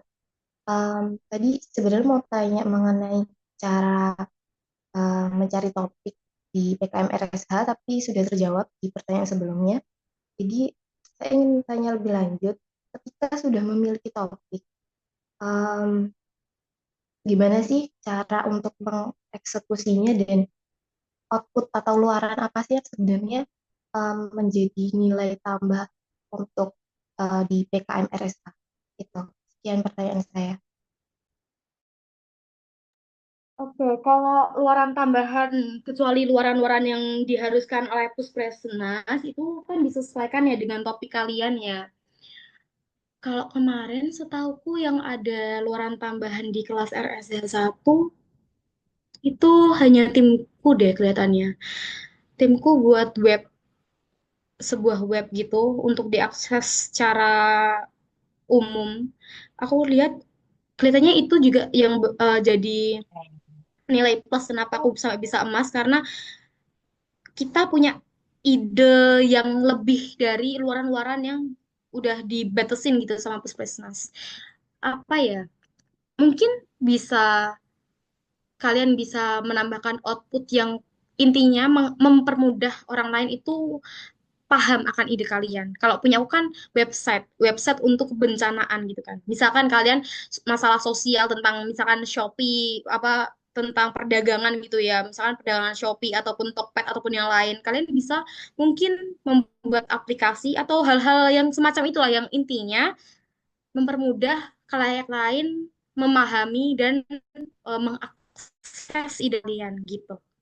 Apakah dipahami? Oke, paham Kak. Tapi tadi ada yang terlewat mengenai kalau Ya? sudah punya topik itu mengeksekusinya Mm-mm. gimana ya? Kayak cara mengeksekusi yang baik dan direkomendasikan dari Kak Dona sendiri. Oke. cara mengeksekusinya ya. Jadi, sebelum kalian survei, misalkan lolos pendanaan ya, sebelum kalian survei ke tempat kalian, benar-benar kalian siapkan semua hal yang kalian rasa harus kalian cari di daerah itu. Jangan sampai ada yang ketinggalan. Jadi kalian harus tahu benar-benar apa yang detail-detail mulai dari cara eksekusian kalian di sana itu mau ngapain. Jadi nggak mungkin kan kalian hanya mengamati saja. Kalian kan pastinya butuh wawancara. Nah, se sesimpel kalian membuat kuesioner wawancara itu juga bisa menjadi hal yang mempermudah cara kalian mengeksekusi dan usahain wawancara kalian secara dalam ya. Maksudku nggak hanya wawancara yang abal-abal doang, maksudnya pertanyaan yang secara umum. Nah, ketika kalian membuat sebuah pertanyaan ini, kalian nulis, kalian buat tabel atau kalian nulis gitu. Nah, itu nanti kalian tanyakan pas dia. Kalau misalkan pun nanti kalian butuhin sebuah instansi, misalkan instansi pemerintah, kuesioner itu gitu. Jadi, yang mempermudah kalian eksekusi adalah menurutku kuesioner wawancara karena itu membantu kalian reminder apa aja hal-hal yang perlu kalian eksekusi di hari H kalian survei gitu sih menurutku. Apakah udah menjawab? Sudah, Kak, makasih. Oke, sama-sama. Oke, baik. Kami ucapkan terima kasih kepada Kak Carisa atas pertanyaannya dan juga Kak Dona yang sudah menjawab. Untuk penanya berikutnya, kami persilakan yang sudah raise hand ada Kak Zalfa dan Sofia. Bisa on mic. Baik, terima kasih kesempatannya. Sebelumnya, perkenalkan Kak, aku Zalfa Izati dari Universitas Airlangga. Jadi gini, kebetulan aku dan tim itu sudah punya em, kayak ide dan juga sedang proses untuk bikin proposal buat PKM tahun ini. Nah, tapi dan kebetulan tuh RSH juga. Nah, tapi yang kita masih bingung itu terkait adanya policy brief. Seperti yang tadi Kakak sempat singgung, kalau nggak salah itu jadi luaran di PKP 2 kalau nggak salah. Itu seperti apa ya Kak policy brief itu? Dan apakah itu memang perlu kita singgung juga di proposalnya seperti itu? Terima kasih. Sama-sama. Oke, aku jawab ya. Policy brief pastinya disinggung di dalam laporan karena ada beberapa kata policy brief yang bakal masuk di laporan kalian. Terusan, eh, apa sih policy brief gitu? Apa pembeda policy brief dengan luaran utama gitu? Policy brief itu jujur nggak ada ketentuan berapa halaman. Beda kalau artikel ilmiah. Artikel ilmiah itu ada apa nggak ya? Ada kelihatannya. Policy brief ini dibebasin. Penting intinya itu adalah intisari dari apa yang kalian bahas gitu. Dan pembahasan ini itu lebih ke arah kebijakan ke depannya. Jadi riset kalian itu bakalan guna nggak sih untuk sebuah kebijakan di suatu daerah atau di suatu daerah yang ada permasalahannya itu. Jadi kalian benar-benar mengintisarikan laporan kalian yang sekiranya bisa dibuat sebuah kebijakan baru untuk pemerintahan atau untuk instansi atau dari daerah itu sendiri gitu. Kalau batasannya policy brief gak ada batasan halamannya, tapi untuk sistematikanya juga dibebasin. Iya, dibebasin seingat juga polisi briefan sempat dibebasin dan eh pastinya lebih pokoknya inti riset kalian yang berpotensi untuk dijadikan sebuah rekomendasi kebijakan. Hanya aja si brief itu kan brief kebijakan polisi brief itu kan kebijakan ya pokoknya tentang intisari yang bisa di kebijakan kayak gitu gitu sih dan pastinya si polisi brief ini bakalan disinggung di laporan kalian karena di bab luaran itu kalian menyebutkan adanya luaran wajib berupa polisi brief, artikel ilmiah, dan ini eh, akun sosial media itu yang 2024 gitu. Apakah menjawab? Oke, sudah menjawab. Terima kasih banyak Kak. Iya, sama-sama. Oke, baik. Terima kasih Kak Zalfa dan Kak Sofia atas pertanyaannya dan juga Kak Dona yang sudah menjawab. Oke, baik untuk penanya berikutnya langsung saja. Tadi sudah ada Kak Nabila Putra yang sudah raise hand. Kami persilakan untuk on mic. Hmm. Oke, sebenarnya saya sudah ngecat di di kolom chat, tapi kayaknya sudah ada yang beberapa tanya. Nah, kebetulan saya kan sudah ini ya apa sudah ngajin ke PMPS, tapi ya sama seperti yang teman-teman yang sudah bilang kalau nunggu beban kan juga lama. Nah, itu kebetulan topik saya kan juga kebetulan RSA kan Kak. Nah, itu ngambilnya itu tentang permasalahan di kesehatan mentalnya Kak anak, tapi kayak kayak ibarat itu kayak nomofobia gitu loh Mbak. Ya, tapi kita itu sasarannya kita risetnya itu eh, ngambil ke salah satu sampel di sekolahan dan itu ide yang kita bikin itu kayak ada permainan congklak, tapi kita juga kayak bikin kayak ada sistem bantuan dan juga mengkaitkan nilai-nilai hasta laku kayak budaya-budaya yang lokal gitu loh Kak. Nah, menurut Kakak kira-kira terkait yang ide yang saya ajukan itu ada saran nggak itu kira-kira? Itu tadi kamu diajuin di PKM apa RS ya? Iya, Tapi kalian ada ininya, ada mitranya SD ya tadi. eh bukan Kak, tapi kayak lebih meneliti suatu permasalahan di sekolahnya gitu Kak. Soalnya kalau menyangkut semuanya itu kayak jelasin pendahuluannya itu kayak terlalu permasalahannya susah gitu Di loh. permasalahannya ini berarti di salah satu instansi gitu, salah satu institusi gitu. eh iya mungkin ini Kak, kita nyari sampel yang buat ke di sekolahnya karena berawal kasus yang dari apa yang anak yang suka main gadget yang suka trauma gitu loh yang akibat karena yang melakukan tindakan pembunuhan gitu loh Kak yang kesehatan mentalnya sangat berdampak buruk gitu. Hmm, wait. Kesehatan mental. Kesehatan mental. Bisa. Bisa sih masuk RSH. Nanti sosialnya karena untuk permasalahan mental health gitu ya. Terus kamu untuk populasinya atau untuk orang yang di risetnya itu di satu instansi itu. Bisa sih, Dek. So far, menurutku tinggal kamu apa ya mengkerucutkan lagi toolsmu itu nanti apa yang kamu jadi pembeda antara permasalahan mental health yang di lainnya gitu jadi kamu harus benar-benar meneliti benar-benar meriset permasalahan di instansi itu tuh apa yang benar-benar jadi pembeda di yang lain tapi masuk RS kok. Tapi kalau misalnya kita di sekolah di situ ya berarti ya nggak boleh di luaran gitu ya Kak ya tetap tetap di SD itu. Iya, iya. Em, Aslinya tergantung tim kalian mau gimana karena emang kalau melakukan riset itu harus jelas narasumbernya itu siapa gitu.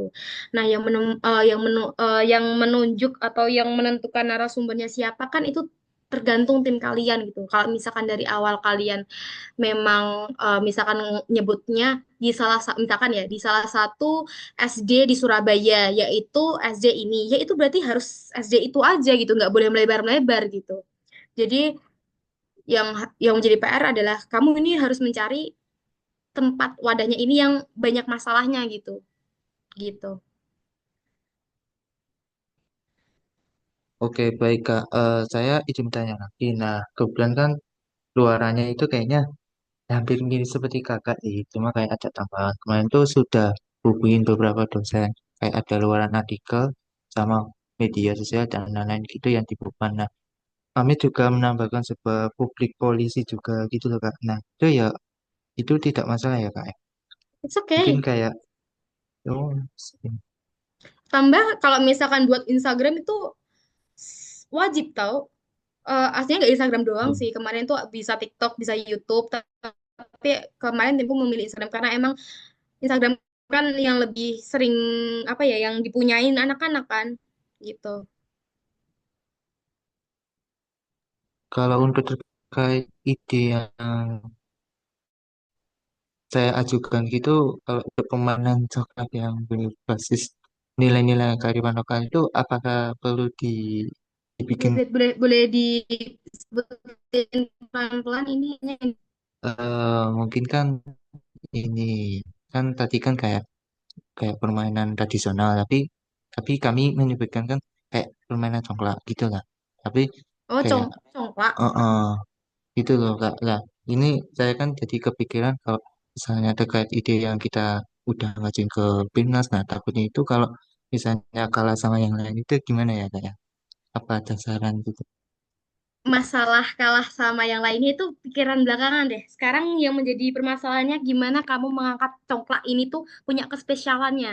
Nah, salah satunya ya kamu harus menentukan tempat pencari narasumbernya ini yang benar-benar kental main congklaknya gitu. Jadi misalkan kamu kan ini masalahnya di kayak misalkan di sebuah institut gitu ya. Pastikan di institut itu tuh benar-benar kental congklaknya. Ya enggak ya kali kamu memilih institut yang orang-orangnya tuh nggak pernah main congklak gitu. Jadi lebih dispesifikin sih, lebih dispesifikin tempat riset kamu gitu. Kan nggak semua daerah itu ada permainan congklak gitu kan. Nah, itu yang menjadi ciri khas, itu yang menjadi keunikan kamu. Masalah menang atau enggak, masalah kamu kesaing sama proposal-proposal lain itu walau alam. Penting kamu gini, mindsetmu jangan gitu. Mindsetmu, kamu nggak usah ngurusin orang lain deh. Kamu harus benar-benar bisa fokus ke tim kamu sendiri gitu. Gitu menurutku. Apakah menjawab? Oke Kak, makasih. Mungkin Oke. pertanyaan terakhir terkait untuk buat untuk Pilnas itu gimana sih kalau kita bisa bertahankan buat ide dan lain-lain untuk bisa kayak ya mungkin selain presentasi mungkin ada hal-hal yang sekiranya yang buat untuk kedepannya gitu. Maksudnya ini di tahap persiapannya presentasi atau gimana? Atau gimana? Ya Saya pas aku masih kurang. ke Pilnasnya mungkin kan menurut saya mungkin anu ya apa kayak agak sedikit gimana ya mungkin terkait agak minder gitu ketika udah ada yang maju lain kok wah ada yang apa ya judulnya itu menarik gitu nah itu gimana ya. Kembali yang tadi aku sebutin. Em, aku juga sadar tim-tim lain di PKM kelasku itu keren-keren. Tapi di sini kamu harus fokus. Kamu benar-benar harus fokus di tim kamu. Kamu membuat afirmasi positif kalau misalkan tim kamu itu mengangkat sebuah riset yang keren tau. Nggak semuanya orang itu tahu gitu. Dan perlu kamu sampaikan dengan bagus agar mereka itu tahu, oh ternyata ada penelitian ini loh. Oh ternyata ada riset tentang ini gitu loh. Jadi kalau misalkan kamu dari awal udah kayak ngelihat tim lain bagus terusan kamu ngedown itu adalah hal yang eman-eman kalau misalkan kamu di tahap timnas gitu. That's why kenapa mental itu diuji juga di Pimnas karena emang sesusah itu. Jadi di sini yang perlu digarisbawahi adalah gimana cara kamu bisa yakin di potensi timmu dan gimana cara kamu itu bisa fokus. Fokus aja di gini, fokus aja di kamu, fokus aja di tim kamu. Terus udah nggak usah ngurusin yang lain. Kalau misalkan orang lain presentasi, ya udah kamu hanya cukup mengamati dan kamu hanya cukup tahu tentang apa yang mereka presentasikan, tapi kamu harus lebih memprioritaskan oh nanti itu gimana ya aku cara menyampaikannya kayak gitu ya kalau bisa aku yang lebih bagus daripada tim itu gitu mau melihat tim itu bagus ya udah itu menjadi Nah, motivasi jangan semakin ngedown ya aku tahu dan secara normalnya ngedown kalau misalkan kita ngelihat orang bagus itu normal sebuah keirian itu normal tapi lebih tepatnya lebih bagusnya kalau keirian itu bisa menjadikan motivasi buat kamu gitu jadi di sini adalah harus fokus dan kamu harus yakin riset kamu itu penting untuk disampaikan dan riset kamu itu berpotensi untuk menang. Yakin aja dulu. Gitu sih. Apa kamu jawab? oke Kak makasih. Iya, sama-sama. Oke, baik. Terima kasih ya Kak Nabil atas pertanyaannya dan juga Kak Dona dari awal hingga akhir di sesi ini sudah menjawab dengan sangat lengkap dan juga rinci ya. Dan sebelumnya mohon maaf banget nih ya teman-teman yang sudah raise hand dan juga sudah mempersiapkan pertanyaan, tapi kita mungkin bisa lanjutkan untuk sesi diskusi ini di lain kesempatan atau mungkin teman-teman yang masih ada pertanyaan boleh langsung saja follow dan juga DM ke PJ-nya Kak Dona ya di Instagram dengan username @naaa hanya 3 kali dot Dona RST underscore ya. Mohon tidak bisa pada forum kali ini langsung karena memang adanya keterbatasan waktu seperti itu ya teman-teman. Dan sekali lagi ucapkan terima kasih kepada Kak Dana atas penjelasannya tadi yang sangat inspiratif dan juga seluruh peserta yang sudah aktif bertanya. Saya sangat menghargai aktif keaktifannya teman-teman yang ada di sini seperti itu. Sebelum sesi kuis ataupun ice breaking gitu ya. Mungkin teman-teman di sini pengen gak nih ikut sesi kuisnya, ikut gamesnya, supaya kita nggak burn out. Coba ketik satu dong kalau bisa kalian mau ikut.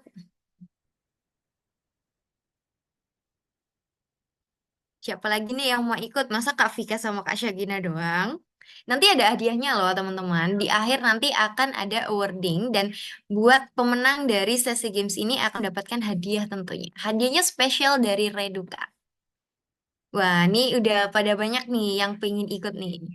Coba-coba yang lainnya ketik satu kalau misal kalian mau ikut. Oke, oke. Ini teman-teman udah alhamdulillah nih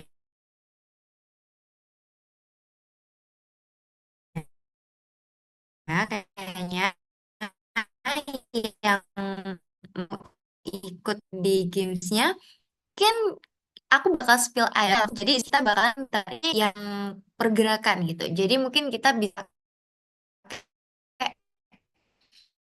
metode yang lebih mudah apa sih kan dan sekarang kita akan bermain tebak gambar teman-teman untuk detailnya atau bisa minta tolong untuk di share screen PPT-nya.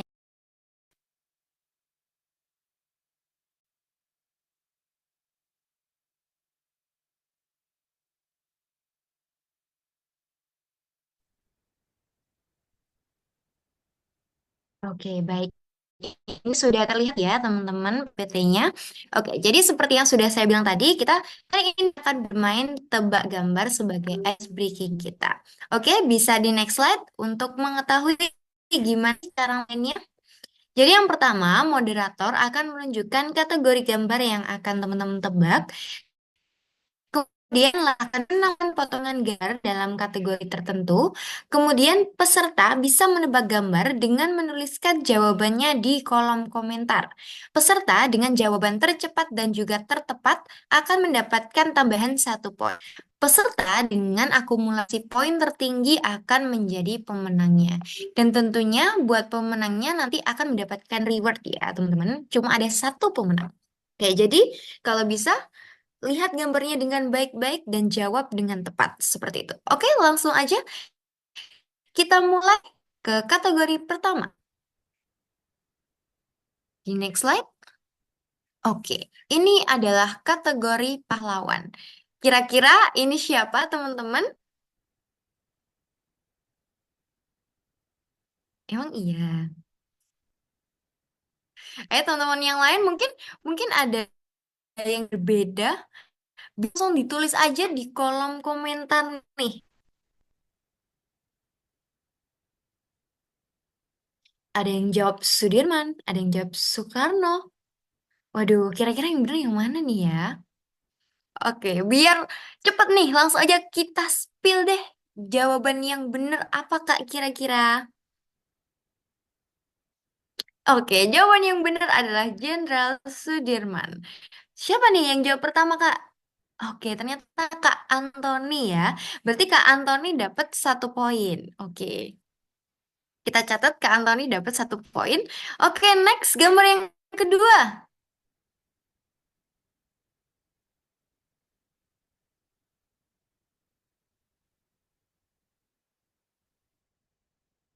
Waduh, Kak Anton ini kayaknya iya ada sedikit penerawangan. Mungkin udah tahu nih soalnya kayak gimana nih. Ini yang pastinya harusnya perempuan sih ya, teman-teman. Antara Cut Din atau R.A. Kartini. Oke, kita langsung spill aja nih ya jawaban yang benar.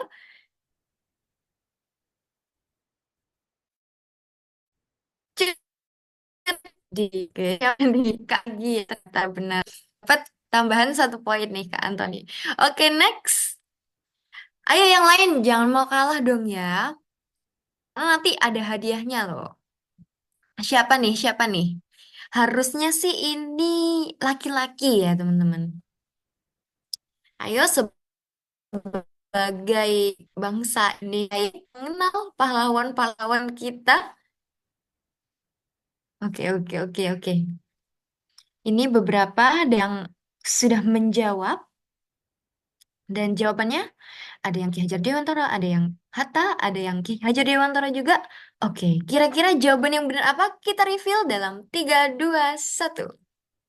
Oke, jawaban yang benar adalah Ki Hajar Dewantara. Dan penjawab pertama adalah Tony lagi. Masya Allah, Kak Antoni ini udah jawab 3 kali loh ya. Yang lain jangan mau kalah dong. Jangan mau kalah cepet ya teman-teman. Oke, kita next. Masih ada kesempatan di soal berikutnya untuk mengalahkan Kak Antoni. Siapa kira-kira ini? Hayo, siapa? Hayo. Siapa? Hayo. Siapa? Hayo. Waduh, siapa? Hayo. Aku mau tunggu dulu deh teman-teman sampai rame dulu jawabannya. Kira-kira siapa ya?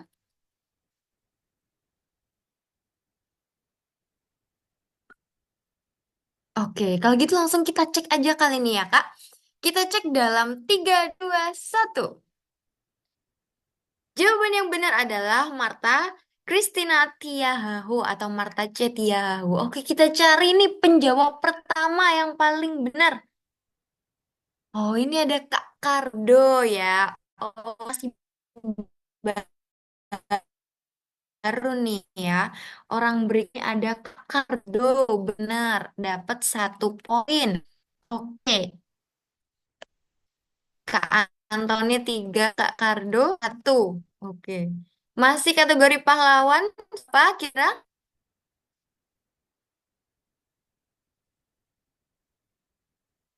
Ayo, kayaknya ada 2 pahlawan nih yang kayaknya tuh mirip-mirip gitu penampilannya. Antara 2 orang ini sih harusnya yang teman-teman sebutkan. Oke, kita cek aja. Kak Iqbal ini tahun berapa? Oke, oke. Langsung kita cek ya. Jawaban yang benar adalah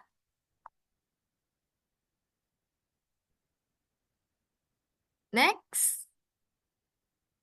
Pangeran Diponegoro. Ini jawab pertama. Oh, Kak Antoni lagi nih ya. Berarti Kak Antoni nambah 1 lagi poinnya. Sekarang jadi 4. Oke, sekarang masih dipegang Kak Antoni ya untuk jawaban terbanyak. Oke, sekarang next pindah ke teman-teman. Kalau lawan sekarang kategorinya hewan. Coba di next. Cepet-cepet. Ini hewan apa? Ikan, ikan mas, ikan. Ikan. Emang iya, itu ikan mas, bukan ikan yang lain. Emang iya. Waduh, waduh, waduh, waduh.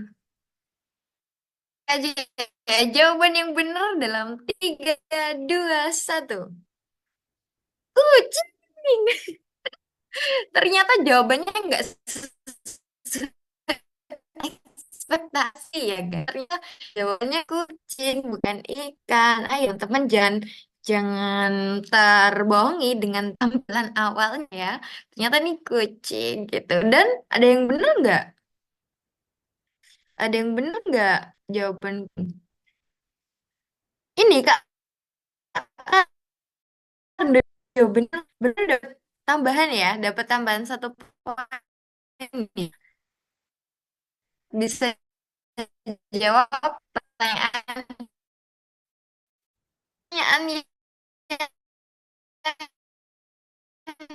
juga. Jawaban apa kira-kira?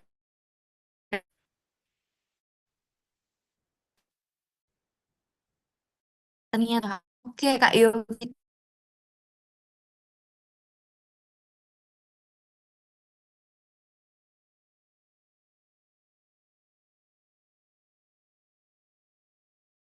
Ada ya milik korban itu sendiri atau jadi-jadian?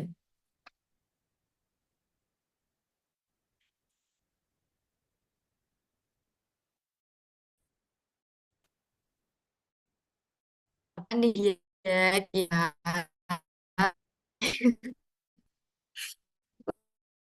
Lucu jadi. Oke, langsung aja kita review jawabannya dalam 3, 2, 1. Jawabannya adalah bebek. Ada yang jawab bebek gak ya? Nggak ada ternyata. Teman-teman nggak bisa nebak kalau ini bukanlah kuda, tapi bebek jadi-jadian gitu. Nggak boleh, baru udah di reveal baru jawab. Oke, langsung next ya. Pertanyaan berikutnya. Oke, kira-kira ini hewan apakah? Harimau, ayam, ikan, ubur-ubur.